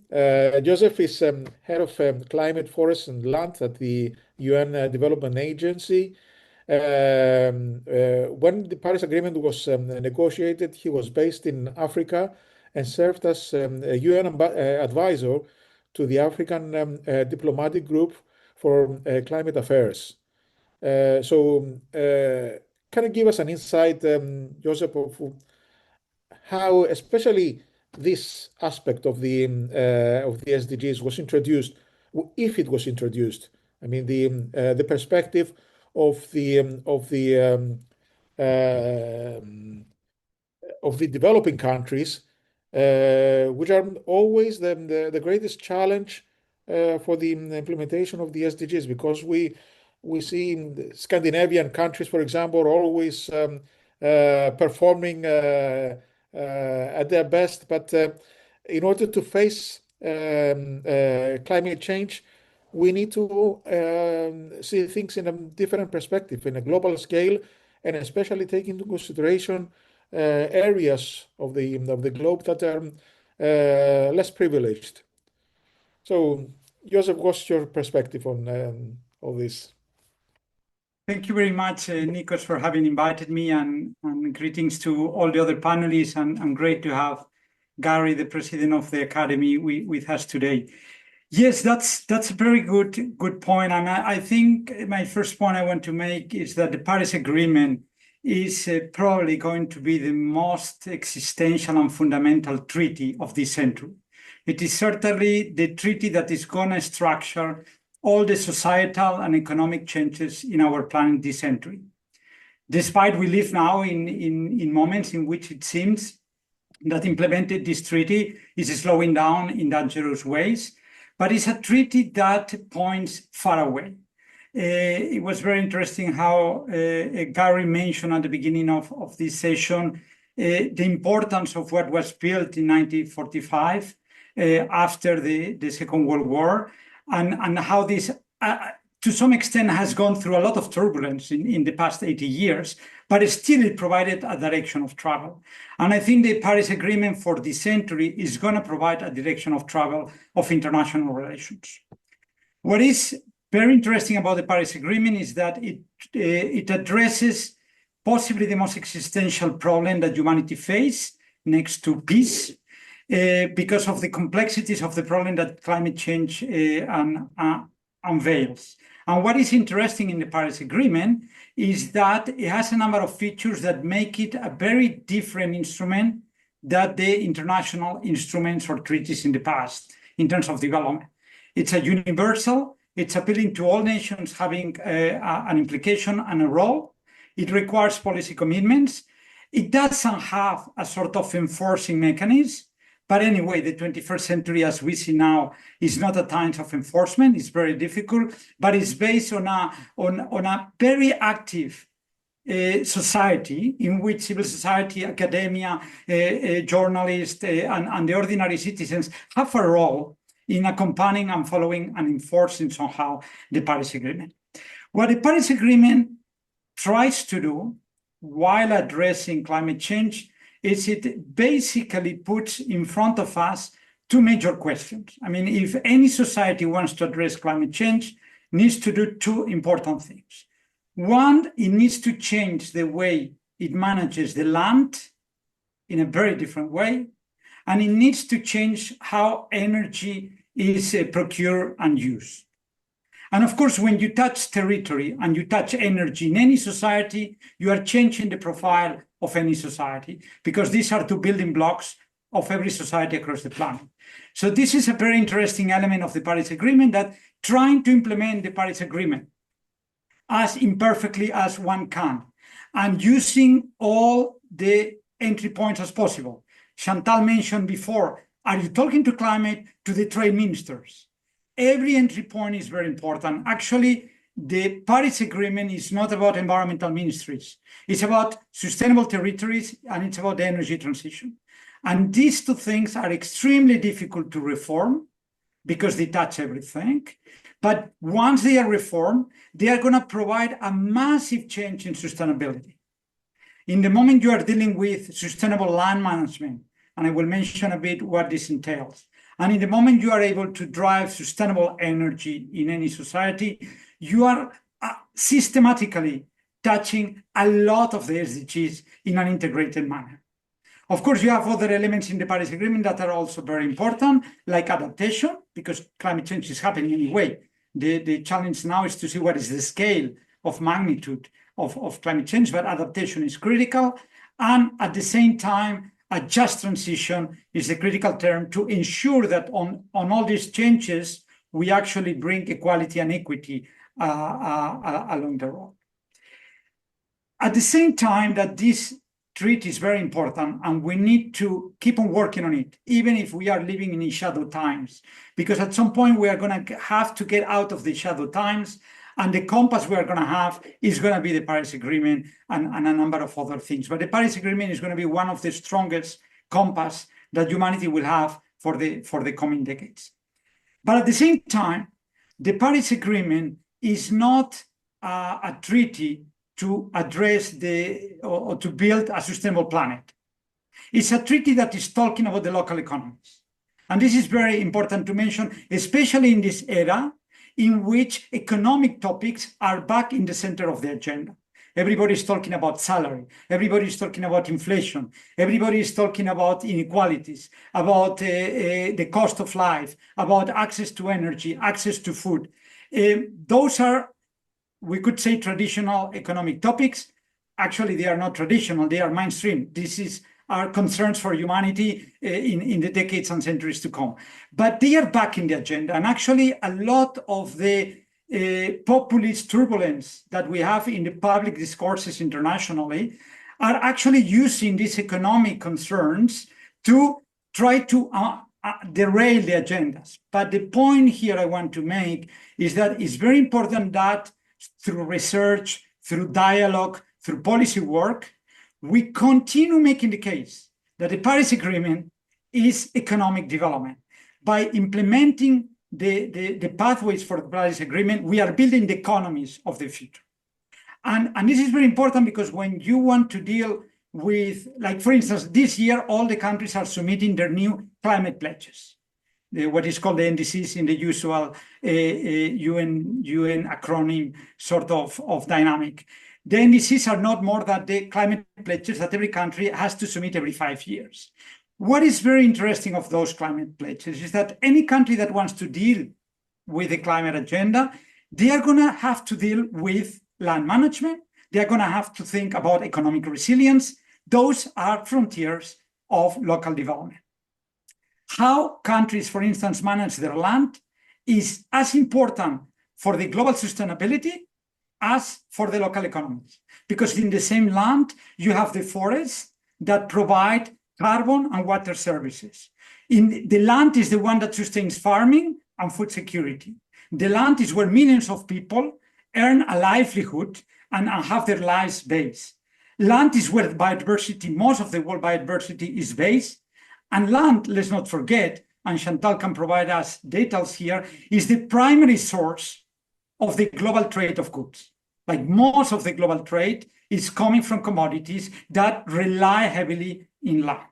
So in the moment that a country is dealing with climate and is doing their climate pledges and implementing them, are going to have to raise questions about local economic development. And it's very important to always foster this connectivity, especially in this period in which we live, because this is the best immunity to be able to have meaningful conversations with some dominant narratives that are actually bringing us to an impasse. I want to put, for example, a couple of examples of the NDCs, the climate pledges that two countries just submitted recently, Ecuador and Cambodia, just to provide concrete examples of how countries are doing these exercises. Of course, I chose these two countries because they are particularly good examples. So we are likely to have much more mediocre examples in the spectrum. But let me show good examples, because good practices is what helps us to strive for better.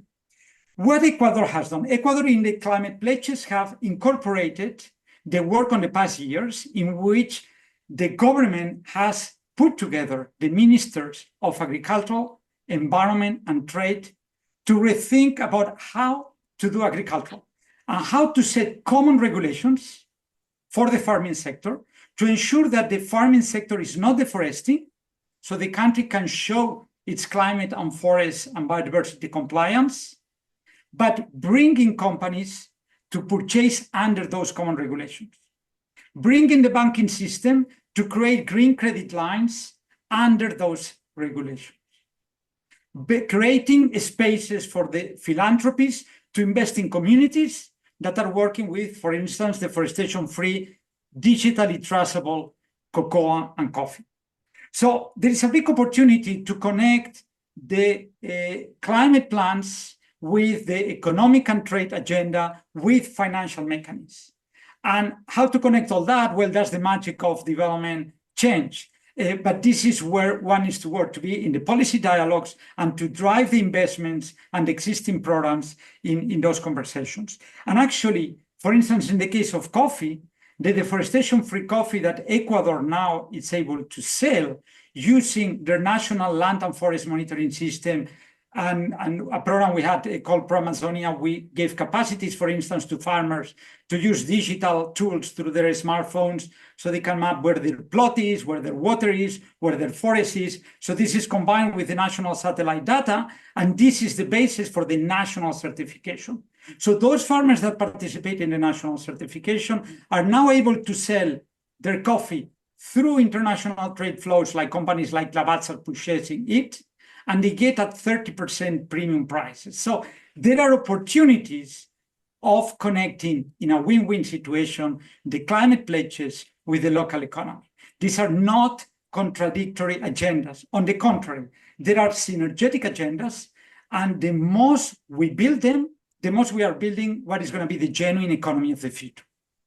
The case of Cambodia, what Cambodia has put in their climate pledges, they have put a number of land policies and associate financial instruments like REDD+ payments that allow them not only to conserve and restore forests. Cambodia used to be a country highly covered by forests, but also to bring financial incentives to the communities that conserve and restore the forest. So there are opportunities to connect international finance with national policy, with local economic, by bringing environmental incentive mechanisms to the farmers that are at the same time raising crops and protecting the forest. So let's not forget that the farmers are not just producers. They can be also healers of the planet. But of course, they need the right incentives. And here is where policy is a very important factor. The same example I put with the land sector, it's applicable to the other pillar of the climate transition, which is energy. I mean, we did a recent study with the Pardee Institute in which we show that when you combine renewable energy programs with some SDG measures, you could lift up to 60 million people out of poverty by 2030. And even some estimates show that you can lift 200 million people out of poverty by 2050. And most of the poverty reduction of these synergies would happen in sub-Saharan Africa, where actually the development needs and the local economic needs are urgent. I think we are behind time, Nikos. I could talk a lot, but I just wanted to mention that this connectivity can happen, has to happen. It's important to enrich the public discourse across the North, across the Global South. Of course, we live in a difficult times in which international cooperation is a bit in crisis, in which ODA is declining, in which countries are thinking in military investments. This is not the ideal recipe for the changes we need, but we need to build this narrative that connect the climate agenda and the SDGs with the local economy. This will be the best agenda to infiltrate some perverse, toxic narratives that prevail today and that impede the changes that humanity, and particularly those at the forefronts, more vulnerable, poorer, will suffer more. Maybe last point to mention, Nikos, and I don't elaborate, but to say that in our experience, how to do that, I mean, that's the typical question that one could ask. I think there are three important methodologies to do. One is policy integration. It's very important to involve different sectors of government together and to ensure that government talks to civil society, to indigenous peoples, to the actors that are involved in the transitions. This is obvious, but it needs to happen more. And it's costly. Policy integration is a cost exercise. So it does not happen because nobody wants it, but it needs investments, it needs curating, it needs mediation. The second important instrument is social inclusion. Let's ensure we are talking to the people that are affected by changes, that are affected by climate change, that are suffering economic stagnation, and bring those conversations to see how things can be done differently. And in particular, when I talk about social inclusion, let's bring the youth on the table. They have the best ideas, and they are the ones that are going to actually unfold the Paris Agreement along this century. And finally, we need to align finances. Very often, the discourse is we need more finances. Well, certainly we need more for the sustainability agenda, but there is a lot of finance already happening. What can be done to align this finance? What kind of criteria, partnerships, public policy alliances can be built to help this finance to be aligned? And by the way, the financial sector is very wary of climate change. They are aware. They don't care about political discourses that deny climate change. They know the business sector normally is 10 years ahead of the policy sector, simply because they need to read the landscape ahead in order to survive. And here enters all the discussions with the banking sector, with investment, with the business and commodity companies, with insurance. The insurance is going to be critical. Bringing them in a financial alignment, helping them express what they see, and how to build public-private partnerships around climate goals is also one of the critical methodologies that can be in place at the country level, in local governments, in our own institutions. Sorry, I talk a bit fast, Nikos, but I wanted to optimize the time because I know that you must close the session soon, probably. Thanks. Thank you very much, Josep. Really very interesting information, and actually you made the perfect connection with the next panel, which is the youth panel, and I'm sure we are all looking forward to listen to what the young people have to say, at least the younger than us. Thank you very much. We will try to summarize everything and make a report out of this panel. It will be difficult and challenging because so much interesting information came up and from all of you, and I'm really grateful for your participation. I'm keeping the remark that the Paris Agreement was a groundbreaking agreement. So it changed a lot of things. There are a lot of challenges, a lot of opportunities at the same time. We need to see all three aspects of the agreement and the SDGs, society, environment, economy at the same time. We need to see the 17 goals at the same time, and we need to keep in mind that we cannot afford to leave anyone behind. So thank you very, very much for your participation. It was really an excellent discussion. We could go on for hours, but we need to break and to have a virtual break, a 10-minute break, and then we will recess with the panel on youth and their opinions and perspectives, which, as you already said, They are fresh and new, and they need to be heard. So I'm really grateful for everyone. Thank you very, very much for your participation. Just a short break, and we'll be back in 10 minutes with the youth panel. Thank you very much. Thank you, Nick. you. It's a Great model. pleasure. Thank you. Bye.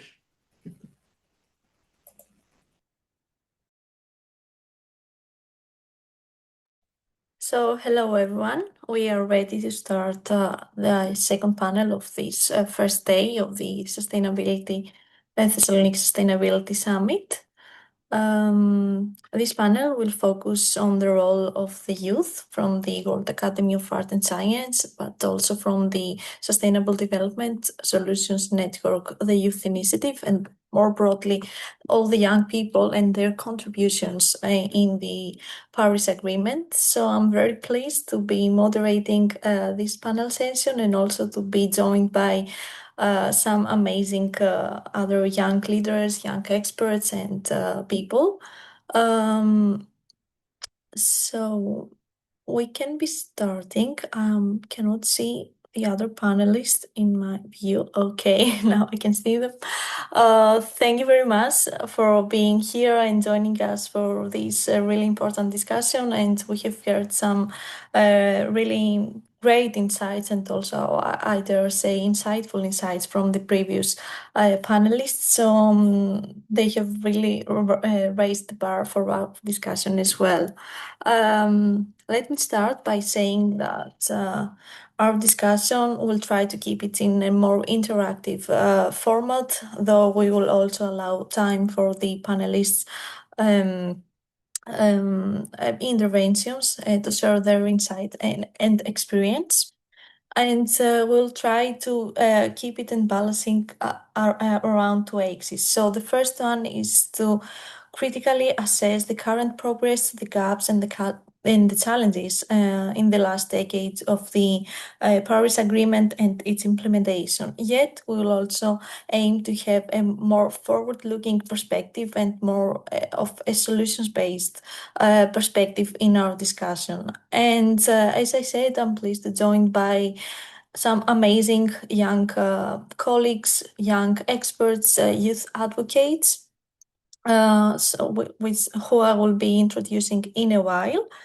And we will exploring both their professional contributions in their respective fields, in the progress towards the achievement of the Paris Agreement and the goals that it sets, but also their perspectives as youth advocates and members of the youth-focused networks that support also this session today, the World Academy of Art and Science Junior Network, Junior Fellows Networks, and also the SDSN Youth Network. We'll have two main guiding questions for our discussion and the interventions, but we'll also be very happy to answer any questions that you might have. So you can add your questions in the Q&A box or in the chat, and we'll allocate around 10 to 15 minutes by the end of our discussion to answer on your questions. So we are much looking forward to receiving your questions. Just to frame a little bit our discussion, we are seeing that the planetary crisis is intensifying, and this is also proven by the recent breach of the planetary boundaries, the 7th of the 9 planetary boundaries, which define the safe operating limits for a healthy planet and a healthy life on the planet. And let me also say that I feel and I see through my work that we also experience a decline in the societal values and, of course, major challenges and threats in our life and in everything that we do. That from the rise of disinformation and the societal polarization to the economic confrontation and, of course, the armed conflicts. And against this backdrop, I'm wondering how can we actually advance, and not only advance, accelerate climate action and action for planetary health? And how can we sustain our hope as people, and especially as young people, amidst these globally changing and threatening environments? And how can we find our courage to act and to raise our voices? So with that, I'll give the floor to the young people, that can bring diverse perspectives in our discussions, and of course in their action. We can also bring their lived experience, insights, but also their expertise in the topics, because we should not forget that although we are young, we are also, many of us, young experts in our fields, but all of us have lived experience of the current threat and crisis.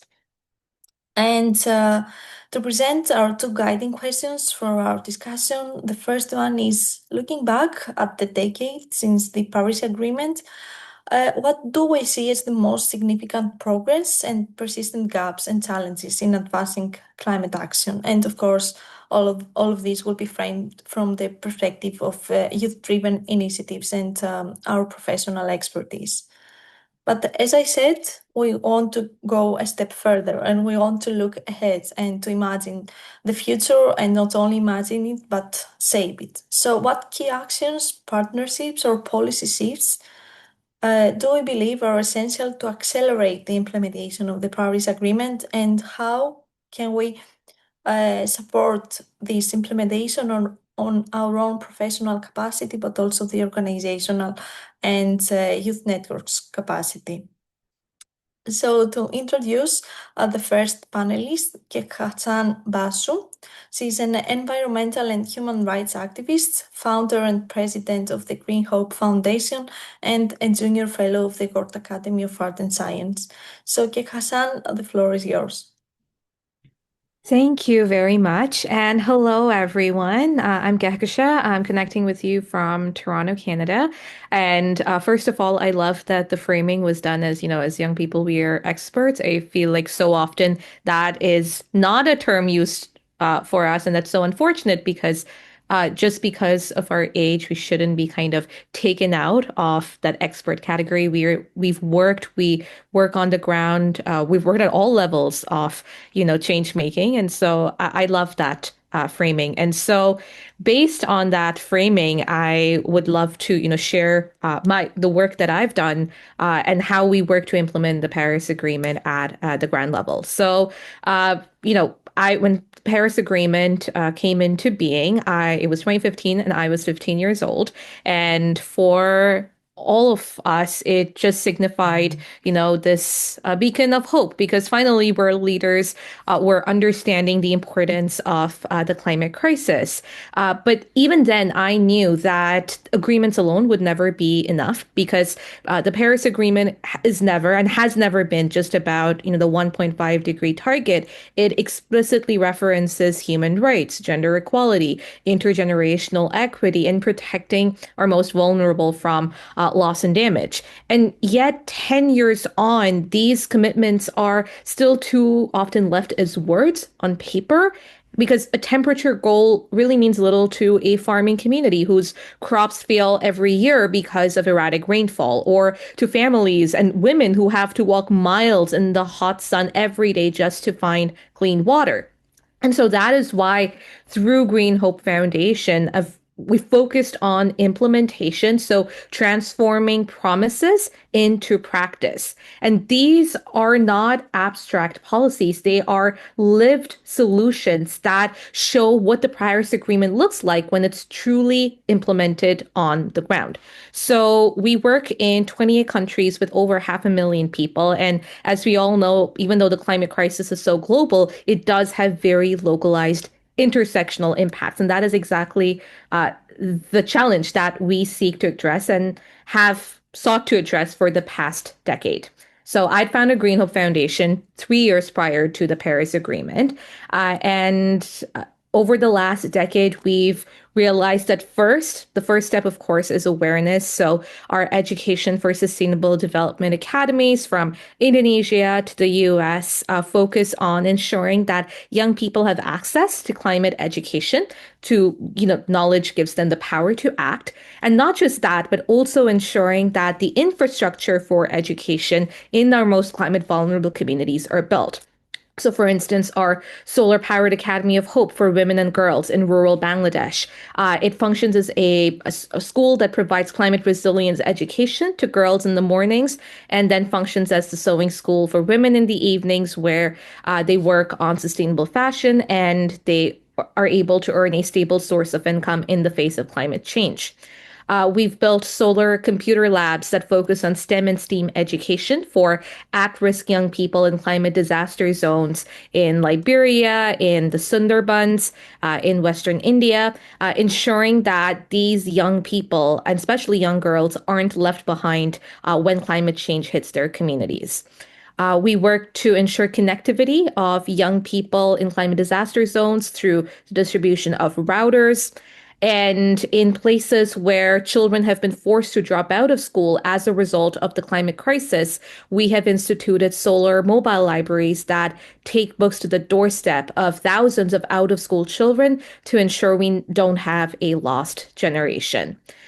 We understand that, climate crisis creates severe psychological stress for people who are most vulnerable, especially women and girls, feeling unsafe coming out of their homes in the evenings in climate disaster zones. So to solve that, we built solar streetlights in Bangladesh, in Liberia, in Cambodia, and you can clearly see the before and after. And that ensures that not only women and girls feel safe coming out of their homes in the evenings, but also girls feel safe going to school at dawn.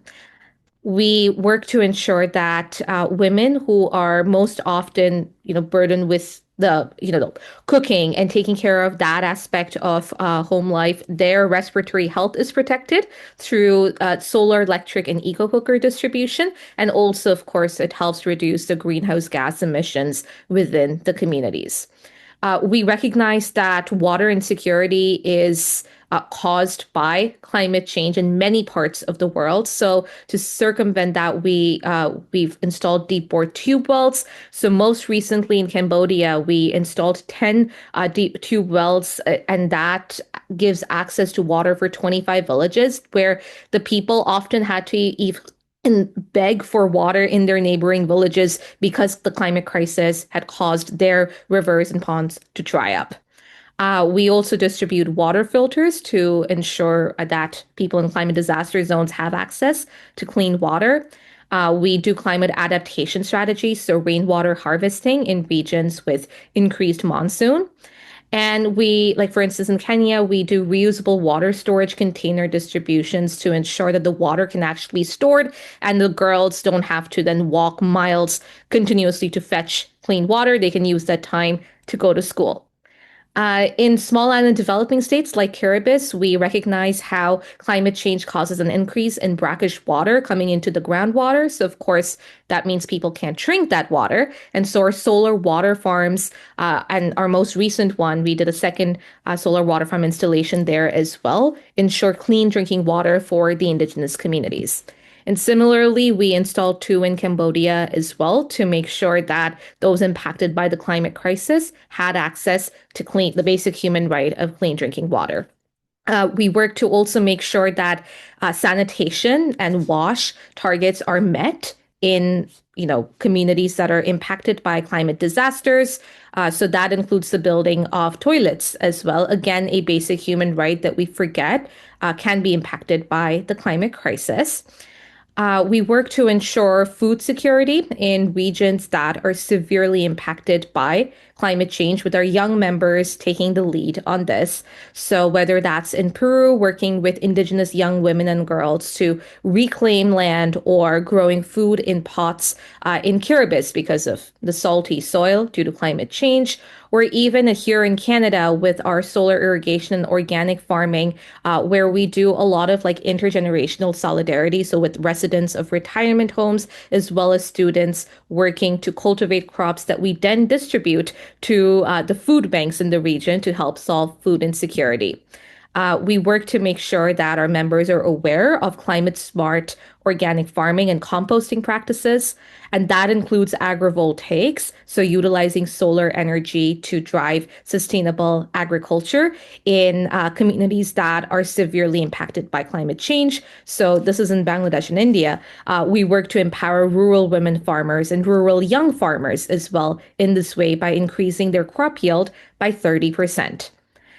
We also work a lot on empowering tiger widows, so women who've lost their husbands to tiger attacks in the Sundarbans, which is the world's largest mangrove forest. And we work on uplifting them through chicken, duck, goat, and fish distribution. And this enables them to earn a stable source of income and also be able to send their children to school. And Sundarbans is one of the most climate vulnerable communities in the world right now. So this makes sure that they are not left behind.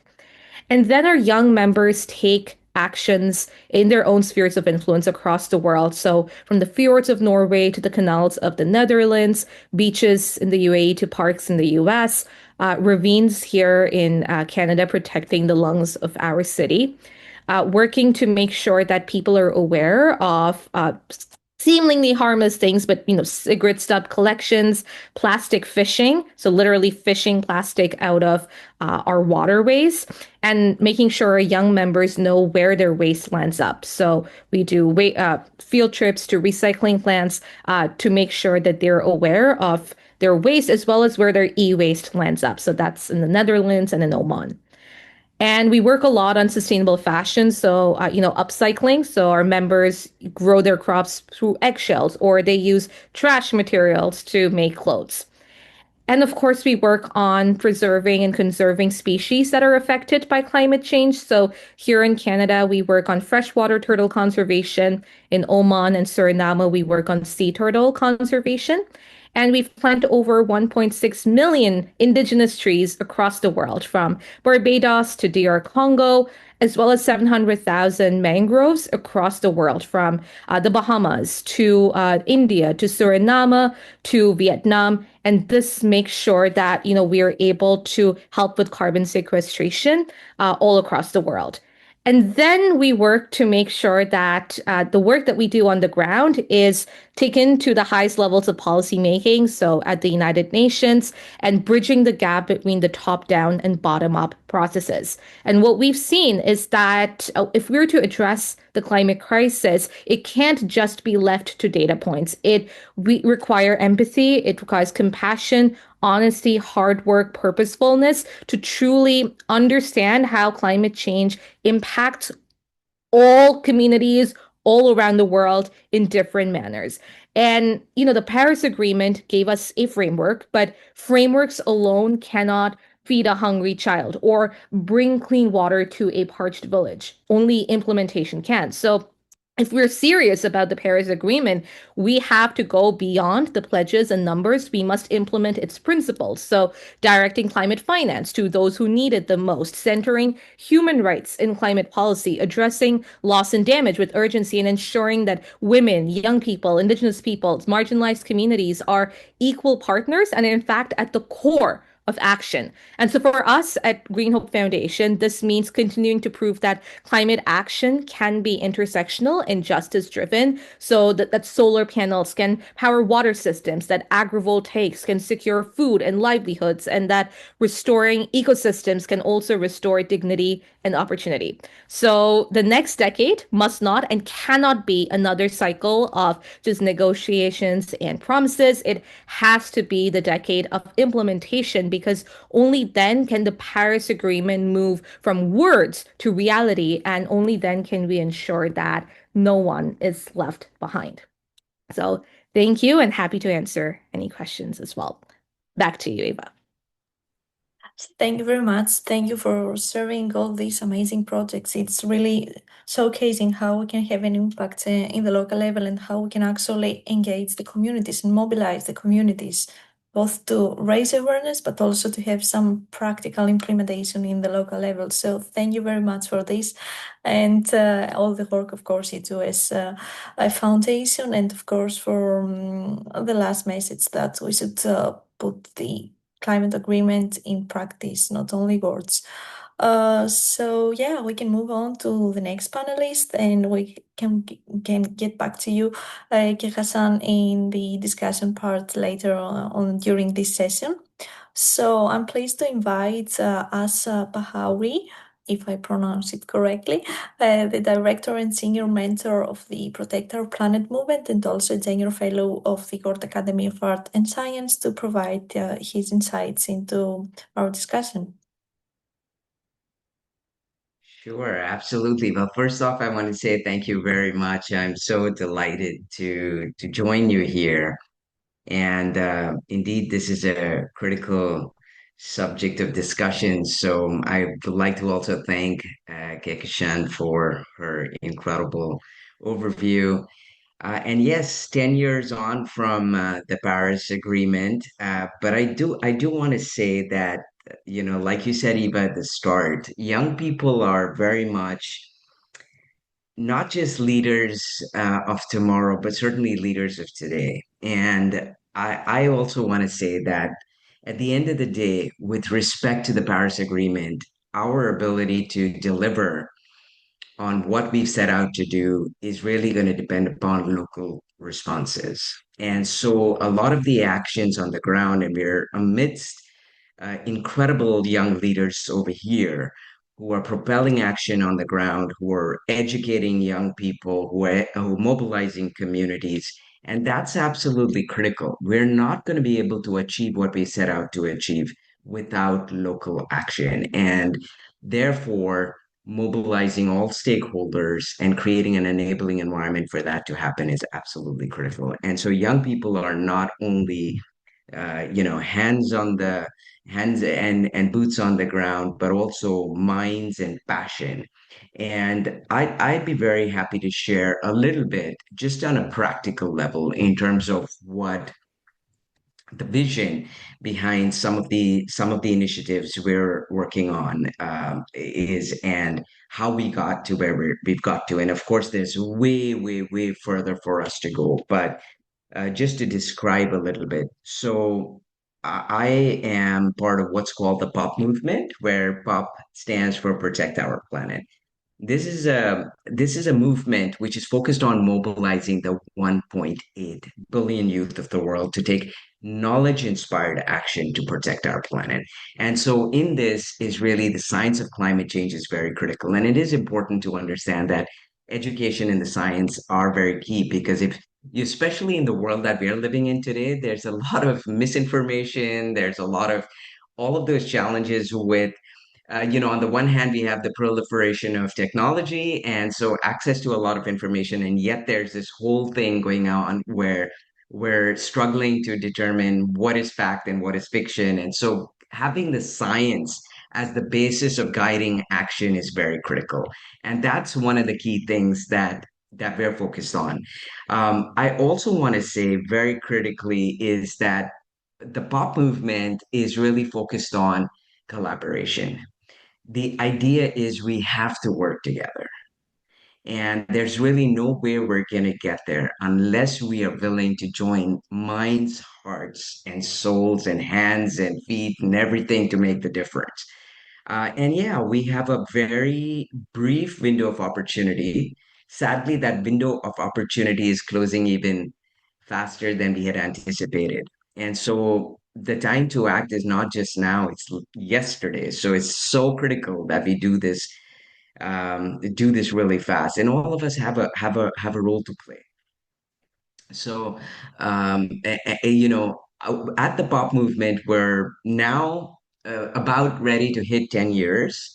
And so next year we're gonna be 10 years old. We're in about 129 countries, and we're looking to work with the 1.8 billion youth of the world, but we've so far got to, about 5.5 million young people in 129 countries. But I also want to say that we have a sister organization called the World Sustainable Development Forum. And the World Sustainable Development Forum is called WSDF because otherwise it's a mouthful. It is about really bringing scientists, business leaders, heads of states. We have a lot of patrons who are global leaders at the WSDF, and and all things WSDF and POP are one. And so, no matter what we do, we are about bringing young people together with global leaders. And so at the pop movement, we ultimately have people from the ages 9 to 90, literally. Our oldest mentor is going to be 90 in a few months. And our youngest people are 9.5 years old. So while we're talking about youth, is really encompassing of everybody. And I just want to say that if we're going to do what we've set out to do, and we can do it, we have solutions. It's not like we don't have the solutions are available. But I also remind everybody here that when we've experienced moments that have changed the course of history, it's been because people have gotten together, it's because people have shared stories, experiences, have shared music, culture, and become one in that process. And we have found where movements have taken place, it's been because people have come together. And that has changed the course of history. And those people have not come together necessarily because, there was a meeting at the United Nations. It's because they've come together because they shared their day and their challenges in the form of cultural, I don't know, music, dance, theater under a tree in some corner of the planet. Okay. And there are a lot of things we take for granted today where people have really struggled. Those movements have happened and it's changed the course of history. And we don't even think about those things anymore. But they have happened. And they've happened. Why? Because there's been conviction. And so I just want to say that there are young people out there who, like I said, are 9.5 years old. They are making a difference, whether it's in their schools, whether it's in their communities, whether it's in their villages. I'm not going to get into the details of the many different projects that the pop movement and young people are leading in 129 countries. Kehkashan has given a lot of incredible experiences from on the ground. We know that young people can do a lot, and it has been typically the moments that have changed the course of history when young people have been at the center of these movements. And all I'm going to say is that, yes, with the Paris Agreement, we're 10 years hence, we, have sadly, and we have to look at the facts in the face. We have far exceeded what we set out to exceed. The challenges that we, in terms of temperature rise, and the challenges that we have in front of us are no small matter. But at the same time, I just want to say we have hope. We have a window of opportunity. That time is now. Yes, it's the opportunity may be shrinking faster than we ever expected, but at the same time, we've got incredible solutions. We have solutions in the room here. We have solutions in the world out there. And it is going to take coming together. And it is going to take the 9-year-olds talking to the 90-year-olds. And it's the wisdom of the experience and in the energy of the youth. And it's going to take all in between. But we're only going to make it happen if we collaborate. And I think we're going to need to really sort of keep that really close to our hearts in understanding that at the end of the day, we all really are one. And it is going to take love and inspiration. It's going to take that oneness. It's going to take the coming together. And yes, young people are leaders of tomorrow for sure, but also leaders of today. And I can tell you, as I've seen numerous, and I know there are countless more experiences. So it's not about just, I can speak to the pop movement in WSDF. And so those are the experiences I'm sharing, but it's happening all over the world. All we need to do is we need to We need to accelerate it. We need to magnify it. And I know that by magnifying it, we will get. And so one of the things we do at the pop movement is have what we call pop festivals. And the festival, why? Because it's about celebration, it's about hope, it's about coming together. And I think those are very much the pillars of what it's going to take for us to get there. And yes, there's a lot of politics at federal level and many and global. We know geopolitics and whatnot. But again, I'm going to underscore it's going to take action at a local level for us to be able to achieve what we're trying to achieve. And we know for a fact that we have the solutions. So just coming together here today is hope. It's light, and we've got incredible leaders. Eva, you're a medical doctor. We know that climate change is a public health emergency. All of us here have lived through a pandemic. And believe me, what we're going to experience with greenhouse gas emissions and carbon emissions and the impacts of that will be manifold anything we've ever experienced through the pandemic. The upheaval that we have gone through as one, human global family. There's a saying that is Vasudeva Kutumbakam, which is the world is one family. What we've gone through, and we've seen how even during COVID, we came together and we found solutions, and that's how we're here today. And of course, we found new ways of doing things, and so we're also on Zoom a lot. But it isn't because we decided to work in some separate corners. At the end of the day, we're all one. COVID affects everybody in the same way. And similarly, I just want to say that, we've all celebrated that first time when COVID happened that, greenhouse gas emissions have dropped and so on and so forth. At the end of the day, we would need to sustain that for 7 years in a go then to be able to get anywhere close to achieving what we set out for the Paris Agreement. And that's not the world we're looking for.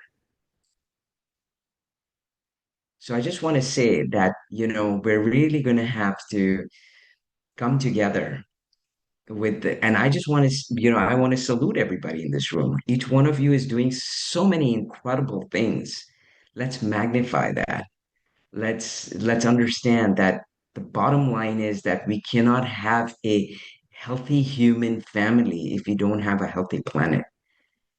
And really, the crux of it is that our lives really depend upon it, and we need to act on it like it does, because it does. So I don't need to convince any of the people in this room. What we need to do is we need to join hands, we need to join hearts, and we need to strengthen what we're doing as a collective. And trust me, we'll get there. We're going to get there. And that hope is what's going to push us through, but it's also the love, the togetherness. And so I just want to say thank you very much for this incredible opportunity. And as they say, today is the first day of the rest of our lives. Let's move forward and let's do it together. Thank you very much. Thank you, Eva.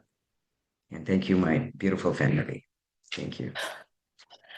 Thank you very much, Ash, for being here and sharing these amazing insights. I mean, they are grounded to reality, yet somehow they convey the hope and the optimism that together, as you said, we can achieve more, and we can achieve a healthier planet for all the people, not only the environment, not only the people also, but all the creatures on the earth. And yeah, it's really amazing, this uniting message that we should come all together, and we should also use art and all the things that we have forgotten in the past in order to accelerate this transition and to amplify our activities.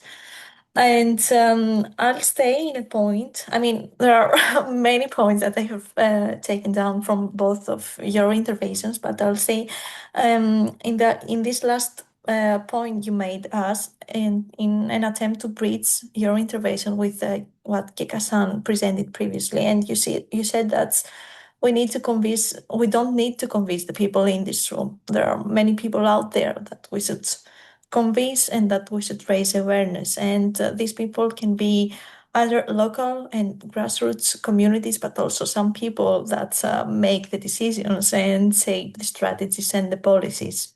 So I have a small follow-up question for you, but I'm also extending this question to Kehkashan if she wants also to share some additional reflections. So how can youth-led initiatives, because at the end of the day we're talking about young people here, how can youth-led initiatives influence the global policy frameworks, but also how can we connect them and with the local impact and the grassroots practical strategies? So bridging from local to global and from global to local. So the question is open to both of you if you want to share some additional things.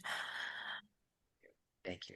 Well, I shall open and ask Kehkashan if she'd like to share her reflections. And I just want to say, Kehkashan, I'm so happy to see you again, and thank you for everything you do.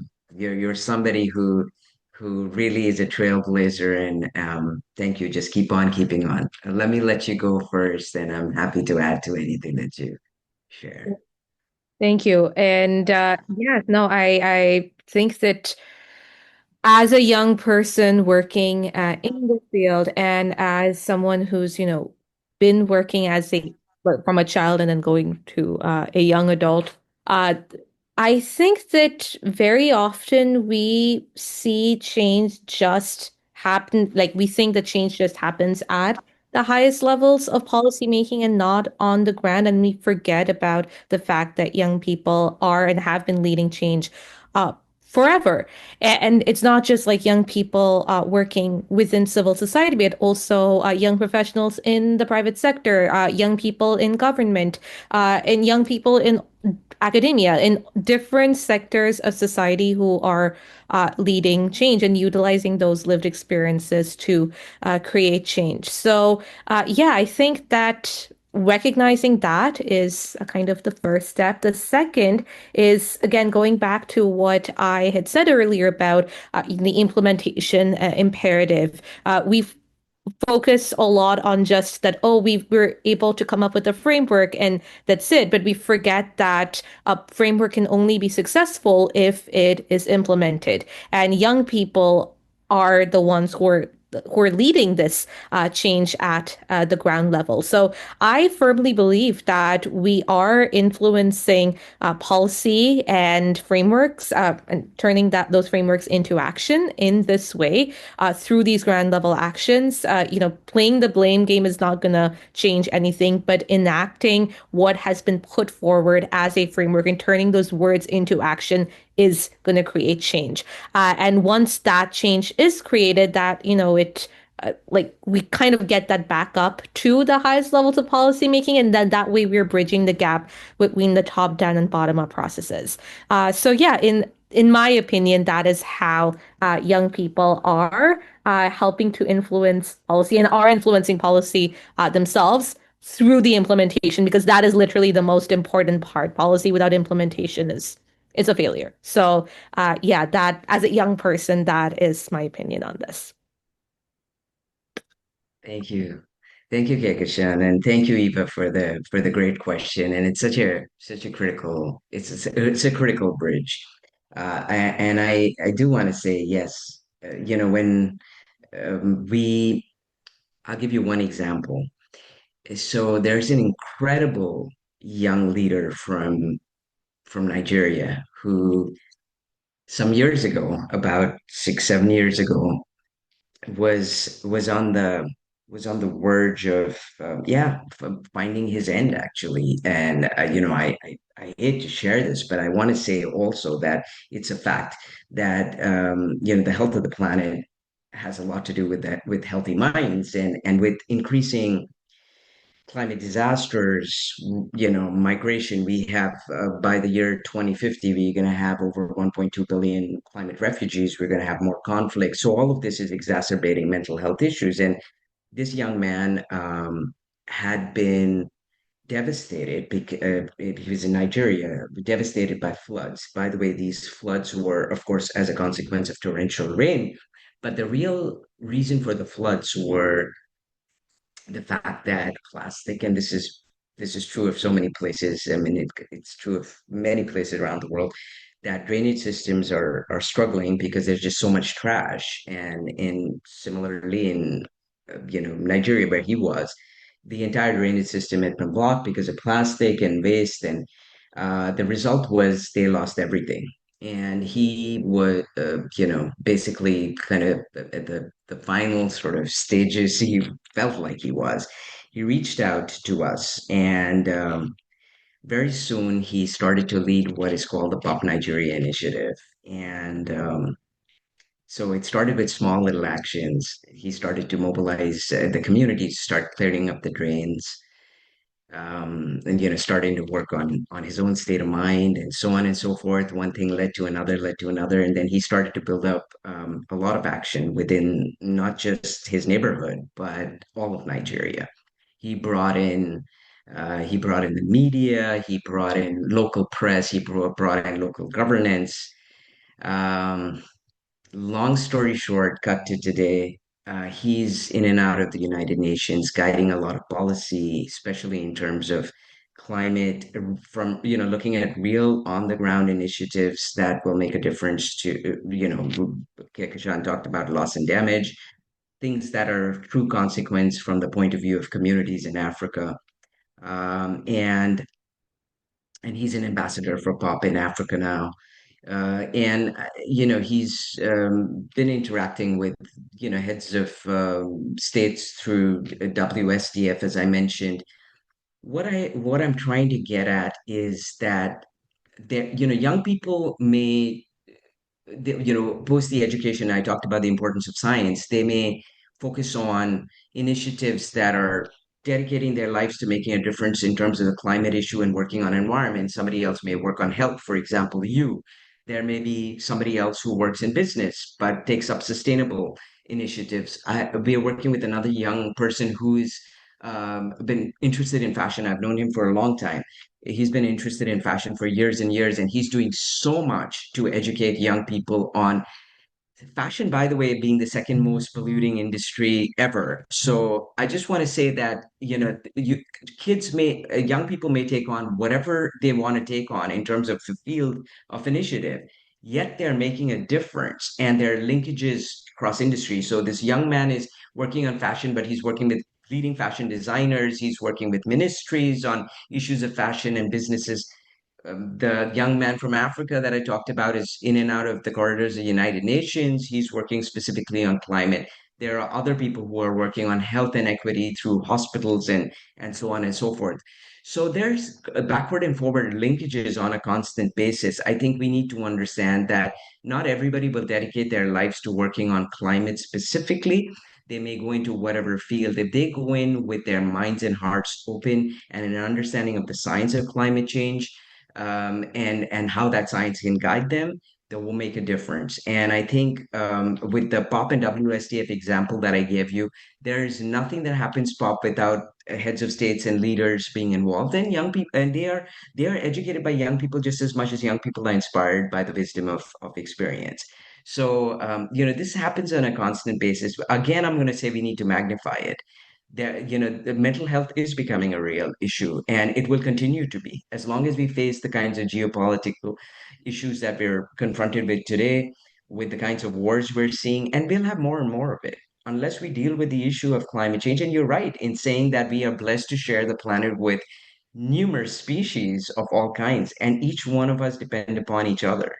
We need to understand that. And we're losing 150 to 200 species of flora and fauna every single day.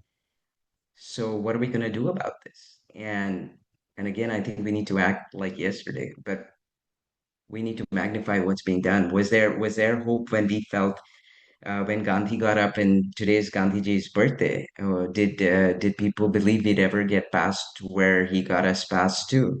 No, but there was hope and there was coming together.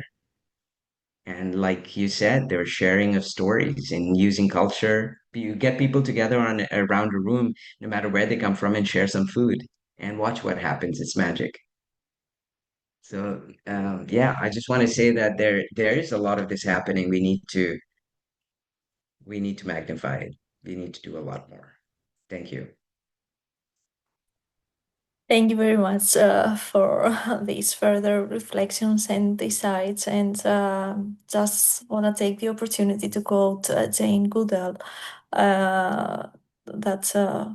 what we do makes a difference, and we have to decide what kind of difference we want to make in our world for us and for the future generations to come after us. And with that, I'll open the floor for Ibrahim, Yunus to further diversify the ideas and the perspectives that are shared in this room.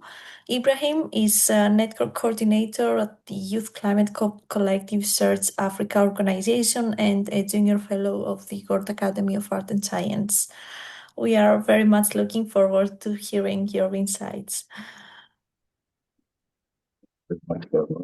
Thank you very much for a very wonderful moderation. Just let me know if you can hear me very clearly and audibly. Thank you. So, respected colleagues, honored guests, fellows, and youth advocates, it's actually a privilege for me to address you here during this sixth, shall I say, maybe fifth or sixth of the Thessaloniki Sustainability Summit, where we are looking at understanding where we are right now with the Paris Agreement. You know, this is the 10th anniversary of the Paris Agreement, and we do not gather here just to look at the shortcoming, but rather we should assess what has happened and maybe some of the achievements that we've been able to record in the last decade. But then again, while we're doing this, we need to ask ourselves what remains undone and what role must we play to ensure that the next 10 years or the next few years and decades would not be lost years for us, but decisive ones.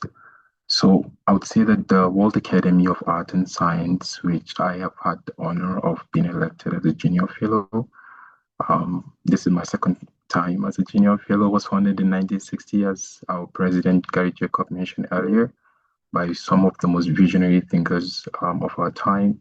Among them are Robert Oppenheimer, Albert Einstein, as we all know, Bertrand Russell, Joseph Needham, and Lord Orr, amongst others. I mean, these people are people who believed and proved that their own example, that their ideas are not just ornaments, but forces. Their knowledge that they carried it with responsibility in science, in art, and humanism. You know, we cannot be divorced from their social consequences either. So as a result of that, I would say that WAAS has always stood very much as a leadership for us to be leading in thought, and again in action, not just in thought, but in action. This has been our motto since the founding of the Academy. And I would say that this does call for intellectual courage to transform knowledge into creative solution for humanity's survival and flourishing. And then going back to the Paris Agreement, 10 years, my dear friends, the agreement was itself born from the spirit, right? The spirit of faith, the spirit of cooperation, commitment to human dignity, to recognition that the climate change is not just an environmental challenge, but a civilizational one. So are the progress visible since the last 10 years? Of course, yes, I would say that very much, because renewables are really scaling faster than many has predicted before now. We can see that youth movements all around the world has redefined climate politics. We can see that the concept like just transition, net zero, loss and damage are now part of the mainstream policy in almost all parts of the world. So we've seen this progress, but this progress are very much uneven, right? Emissions still remain very much dangerous. They're dangerously high, and the climate finance commitments are lagging behind the needs that we requested or required for. Vulnerable communities carry disproportionate burdens, and then the gap between the ambition and implementation is still very much wide. So I would say that the Paris Agreement sets this destination for us, and the journey does depend on our choices. As young people, the choices of our leaders, how we intervene. So what role can we play as young people, both the young people of the Academy who are looking much from the intellectual perspective, or the advocates, or the young people at the SDSN youth? These are my own reflections. I feel when we carry forward a human-centered vision, The founders of our academy, the World Academy, saw knowledge as inseparable from human responsibility, right? And today, as young people, we must embody this ethos, insisting that the climate policies are people-centered, just and equitable. And then we need to ensure that we catalyze the interdisciplinary solution, as we've always advocated at the Academy, because while we collaborate with each other, we must ensure that we thrive on intersections, connecting science with ethics, with technology, with culture, economy, and ecology. So the climate challenge is not sectoral. It's actually very much systemic, and young people can think and act across all of these boundaries, all of these borders. Amazing work Kehkashan is doing with her foundation all around the world. I hear her mentioning from the Caribbean to Asia to Africa. That's spectacular. And with the pop movement in almost all of the UN member states, country 170 or thereabout, as Ash mentioned. So these are platforms that can be leveraged. So I would say that innovation and experimentation is very much important. From local climate adaptation projects to global climate tech startups that we've seen, to youth seriously piloting models in different sectors. And again, the most important one is accountability and moral voice. As young people, we've seen that youth movements around the world have already reshaped political discourse, reminding leaders that promises without timelines are super empty, just like we've seen with the words of the likes of Greta Thunberg and other young people around the world who have mobilized thousands and millions of people in different cities. The moral voice of youth is not an accessory to negotiations. It is actually the compass that keeps the agreement to be very much honest. So where am I going with this? I would say that we need to redefine our approach as young people, right? We need to begin to shift our models from sustainability alone to regenerative. As we take stock on this decade long of the Paris Agreement, one truth is very clear to all of us. Sustainability is no longer enough. We have outweigh and outdo the sustainability era. Sustainability asks for us to reduce, to consume less, to stretch the life of what remains. But with the regeneration, we are asking for more, right? We're insisting that we need to restore what has been lost, replenish what has been degraded, and design systems that are not merely less destructive, but actively life-giving. So as young people, the paradigm is very crucial. A regenerative approach is in energy sector, in agriculture, in urban sustainability, in cities, in our economies, mean that we need to start restoring soils, our ecosystems, while feeding the world. We need to start redesigning the circular economies that eliminate waste and generate community wealth. We need to start building trust, cooperation, and cultural bonds alongside infrastructure. This is not a naive idealism. Many will say might be a utopian, but I believe that this is the deepest realism of our time, because a planet under stress cannot be sustained by half measures. So regeneration is not an option. It is a necessity for our own survival. It is a necessity for the survival of the generation to come. So, and here's my call to action. Let us be clear. As young people, we are not asking for maybe a seat at the table, as many people said. We're actually asking for a shared responsibility. The Academy's founders, as I mentioned, Albert Einstein, Russell, and Needham, were themselves young at the point when they founded the Academy. They are daring enough, to challenge the orthodoxies of their time. They reminded us that creativity is not born to be by age, but rather the real question is not about youth versus elders, but can generation unite for a shared human future? So I would say, my friends, that the Paris Agreement really needs intergenerational dialogue. It does need an intergenerational continuity, as Ash mentioned in his words. And then the wisdom of experience is needed, the urgency of youth is needed, the courage of both youth and older is really needed.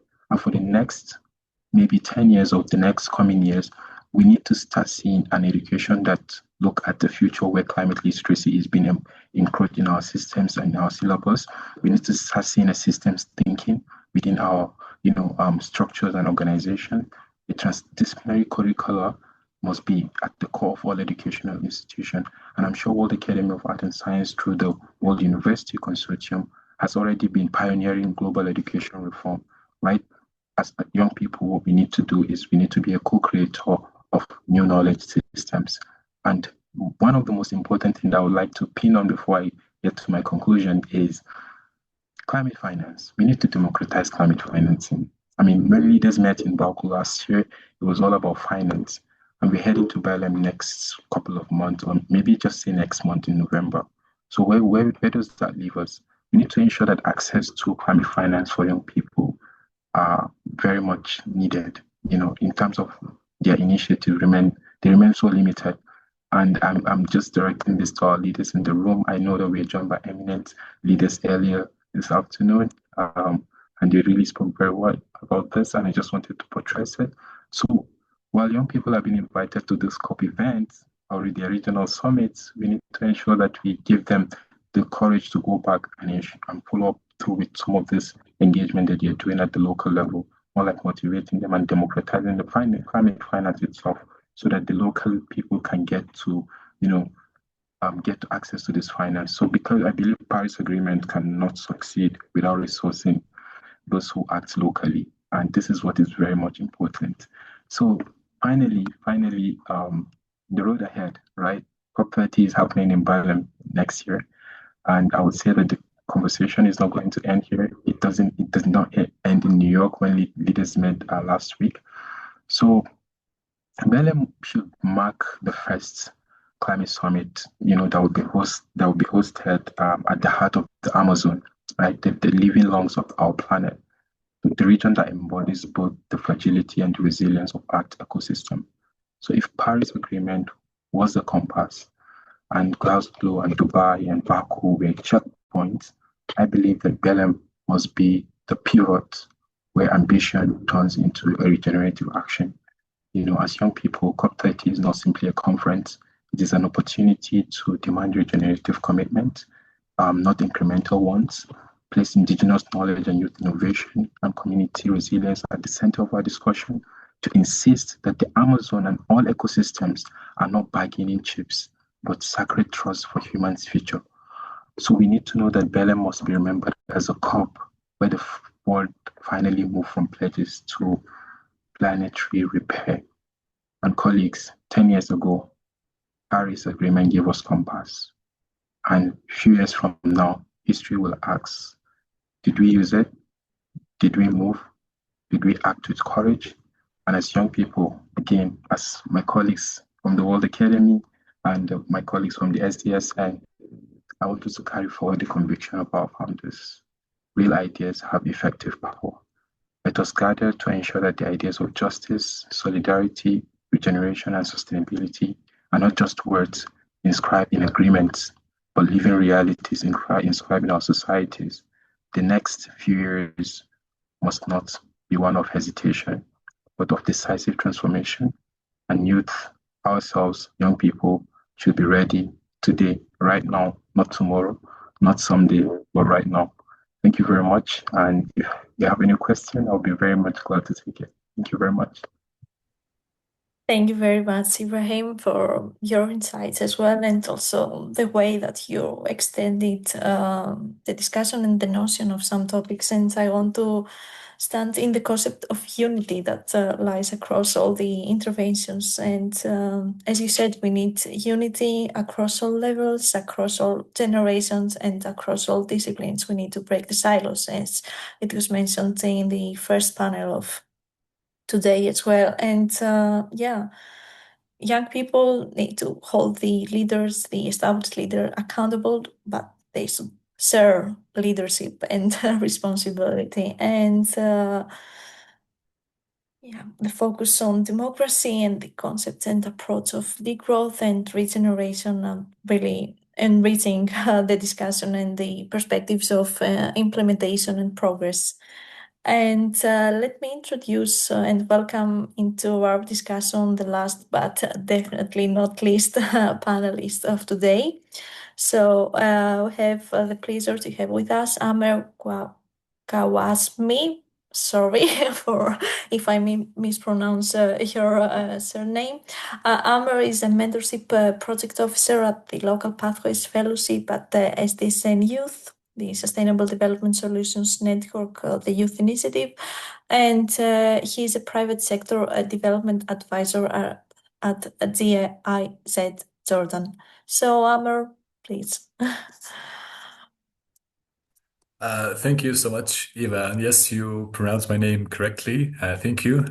Good morning or good afternoon, everyone, wherever you are across our planet. And let me say that it's lovely being here with this distinguished panel. Honestly, I loved each and every speech. It just filled my heart with hope and what's coming for the future. Youth have always been the hope for this planet, and they will continue being this way. So yes, Eva, as you mentioned, I do wear both hats. I do wear the hat of being a youth advocate as part of SDSN Youth, with the youth who are calling for action with the masses. And at the same time, I wear a hat where I am in those closed rooms with decision and policy making rooms where it's very, very interesting to witness both sides sometimes and to kind of be the insider in these rooms. Honestly speaking, when it comes to the Paris Agreement and what happened after it, let me be a little bit hopeful here and say what happened after is massive. When it comes to policy and when it comes to governments, the level of commitments, the indices from all governments across the world, the strategies when it comes to decarbonization strategies in all different sectors, and the policies that governments have started to develop and commit to are massive all across the world, whether we're talking in Africa, in Asia, in Europe, everywhere is just a massive commitment and massive awakening to what was before the Paris Agreement. And honestly, this is also cascaded down to the other layers, the organizational layer, since I also worked in that sector too. So these days, there's always organizations committing to decarbonization, having decarbonization strategies, and committing to the Paris Agreement goals and to what their governments are committing to in terms of decarbonization. So what's happening is massive. The change is massive. The progress is massive. The hope is there. Is this enough? Of course not. I mean, as probably what Kashkan has mentioned at the beginning, it all is connected to implementation. These strategies, commitments, policies, if they're only sitting there without implementation, here where we have the disconnection, here we kind of fail or succeed in these policy developments. And again, being in those closed rooms, it's sometimes interesting what is being discussed. Is it actually implementable? Is it actually feasible to kind of commit to these strategies and policies? Sometimes it's not. Sometimes it's just on paper, just to promote it, just to kind of greenwash the masses with it. And it's actually not implementable, or at least might be implementable, but there is not actually action plans to implement them. So here's where the dysfunction happens. And as I mentioned, being part of a youth organization as part of the SDSN, where we work with youth from all over the world in the Local Pathways program.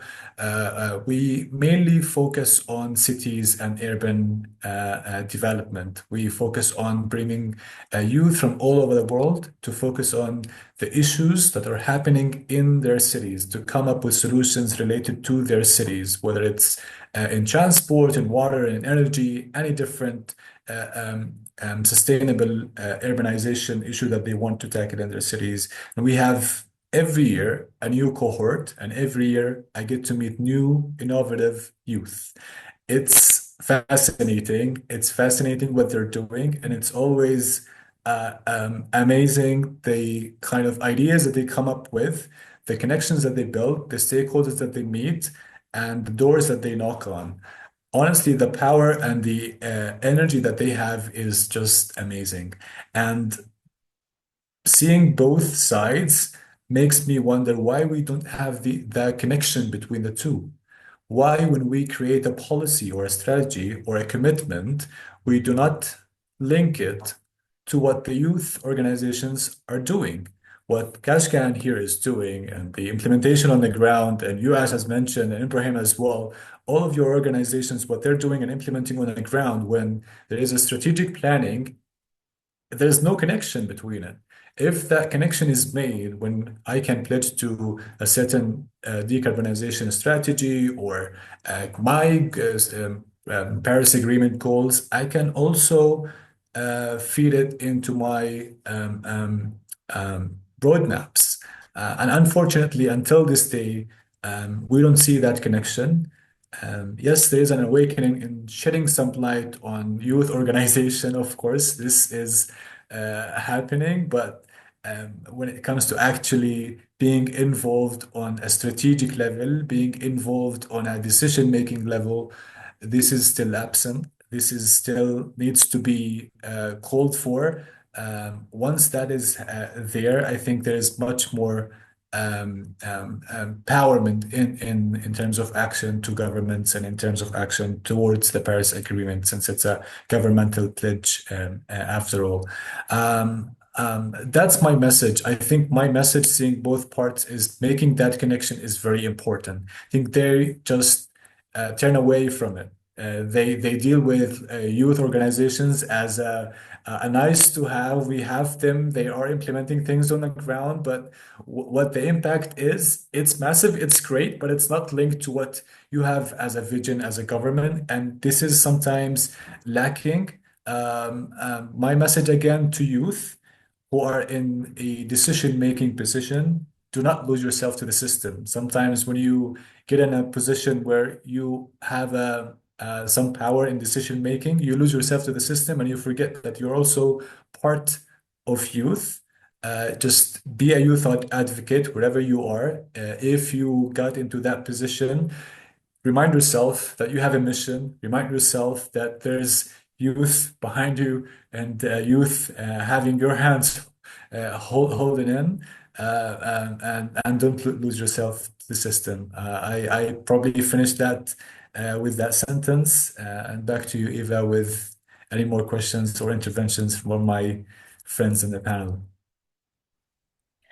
Thank you very much, Amer, especially for bringing the insights from behind the closed doors and this experience into our discussion. And you said that we have to bridge it. So, respecting also the time, may I ask for a small follow-up question on this, and actually on like how can we bridge it together based on the experience, your experience from both those worlds, the youth networks and the decision making, the closed doors, all the. I mean, it's not too difficult. It's just both sides need to see it. Youth organizations do, of course, see it, and they always knock the doors on policy makers and decision makers, and even higher than that when it comes to international organizations such as the UN and such. But I think from the other side, especially when it comes to local governments, whether it's the national government or your local government on a city level, once they see the power that they can have from connecting and building that network with the youth organizations that they have in their city or municipality, they can actually build actionable, implementable action plans. And the innovative solutions that youth organizations can bring might be the right solution for all of their problems, whether it's in waste, water, transport, or all other sectors. It's actually the answer is in the question. Those two need to build that connection, and I think sometimes here we need it from top. They need to approach, they need to come closer, they need to see the opportunity that youth organizations hold. I think now we don't need to talk about what youth organizations are holding in terms of impact. It's very obvious. but they just need to acknowledge that this can be part of the system, that this can be part of their planning, and not just nice to have. And hey, we have nice initiatives on the ground, and that's it. Thank you. Thank you very much. Thank you to all. And although I'm feeling like our discussion is just starting now, I see that it's almost time to end, unfortunately, our session. There are many interesting points made during our discussion. The need to uplift our values, to focus on the unity and intergenerational dialogue. Of course, the need to strengthen implementation actions and try to bridge all the different sectors and all the different levels of action together. And of course, we need to meaningfully participate as young people in all the levels, and to be held also responsible and accountable, and also to hold the decision makers responsible and accountable. And with that, I would like to ask all of you for a very, very short last closing comment, if you have any. So we can go by the order of your interventions. So any last reflections, comments, or insights to close this panel discussion? Thank you very much. Oh, I think I go first then. Okay, so I would once again like to emphasize the importance of localization and implementation, and ensuring that people understand that implementation isn't just something that, depends on civil society and nonprofits. It's something that every single stakeholder group has responsibility to do. I think that that's really important, and that implementation is definitely something that needs to be, multi-stakeholder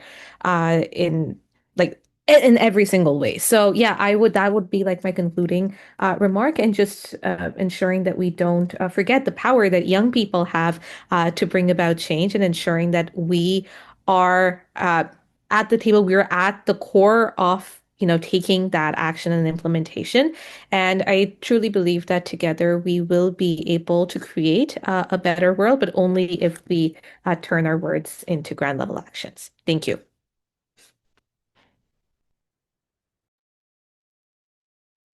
Thank you for a very, very inspiring discussion. And indeed, Eva, I echo your thoughts. We're getting warmed up here. But I just want to say, I think the important thing is that we have a window, and action needs to be, the key word here that we underscore. And the action needs to be guided by science. I think that's very critical. And we've talked about a lot of examples, but the fact that this is in the first intervention that we've had a chance to collect at through WAAS. WAAS is an incredible body that's brought together so many generations. I mean, this is a case in point. So I just want to say that for young people, it's very important. A lot of the perception is that young people demand action but are not taking action, and that's one of the reasons there's a checkbox kind of thing going on here. Oh, so we need young people at the table. It's a checkbox. It's not that. Young people are totally capable of taking action. Young people are totally capable of leading the action. Young people are doing it. And so I think what I'm going to say is that action is key. Time is of the essence, and being inspired by the science is very, very key here.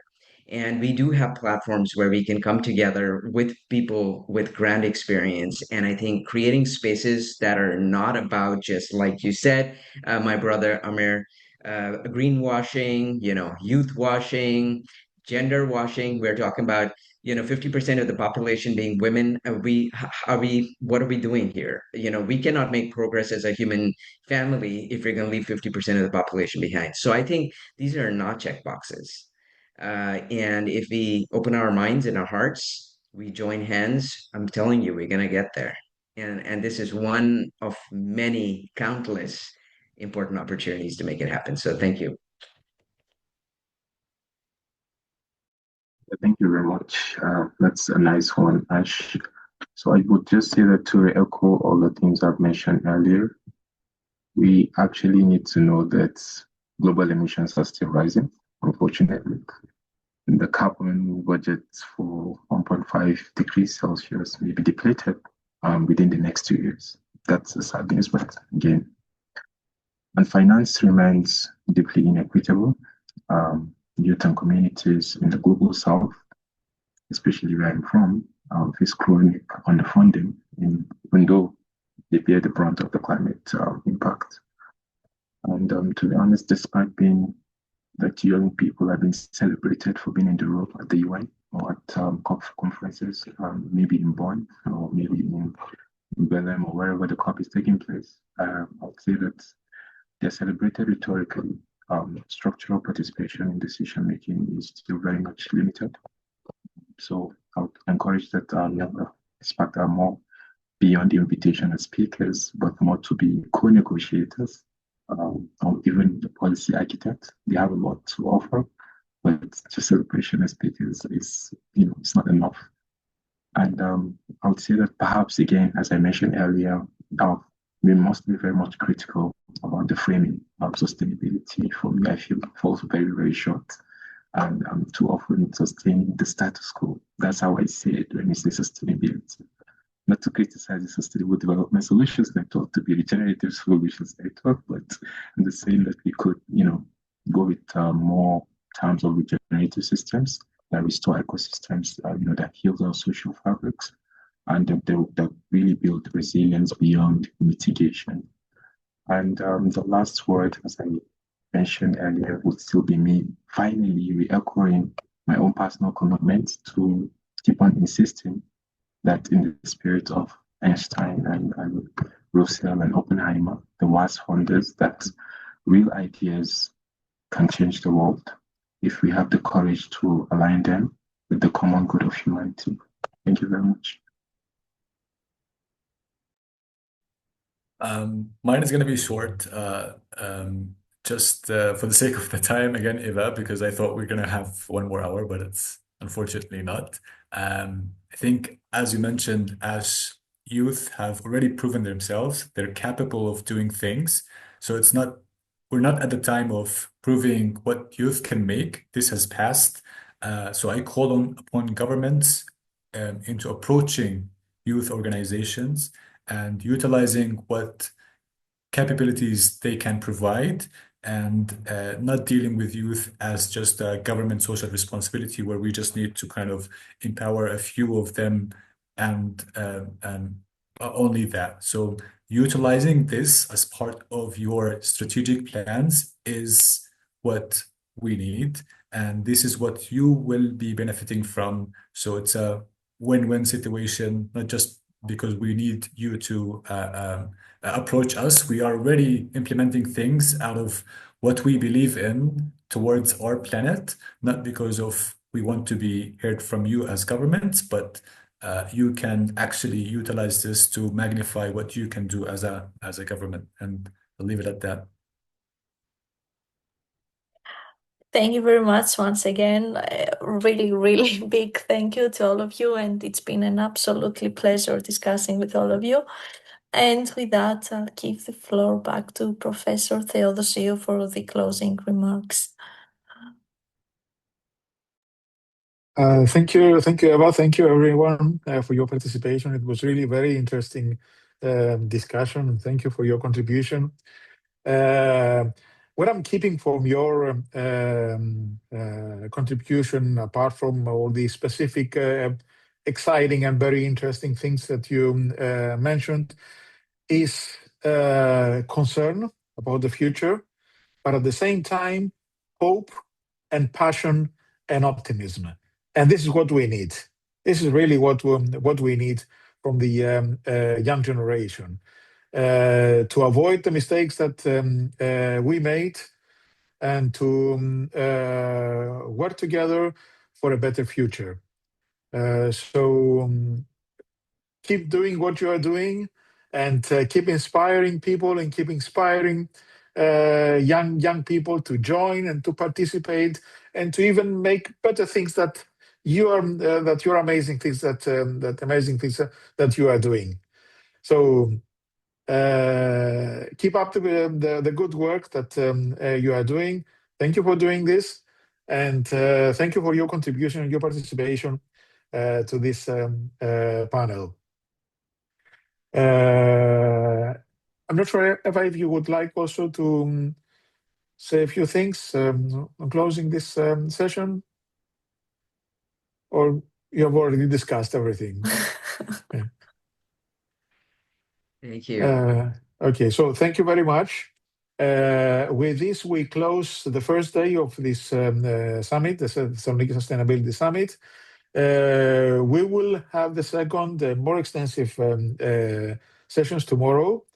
We start early in the morning for some. I'm not sure, it's depending on where you are.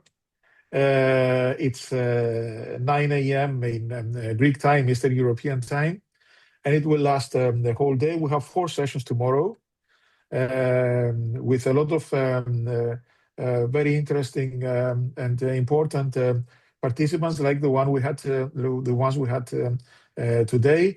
Tomorrow, I remind everyone that it will be in person here in Thessaloniki. I'm sorry that you are not with us. We wish you were here with us, but we will have everyone here in person. But the sessions will also be streamlined through the same link that you used today. So if you have the time, please join us. I'm sure you will find some very interesting insights tomorrow as well. So again, thank you very much. It was really a pleasure meeting you all, and thank you for everything. Thank you. Thank you so much. It's been a great privilege. And as I said, today is the first day of the rest of our lives. We have a lot ahead of us. So thank you very, very much. Exactly. Very blessed. Exactly. Thank you. Thank you very much. Thank you. Bye. See you Thank tomorrow. you. See you tomorrow. Thank you.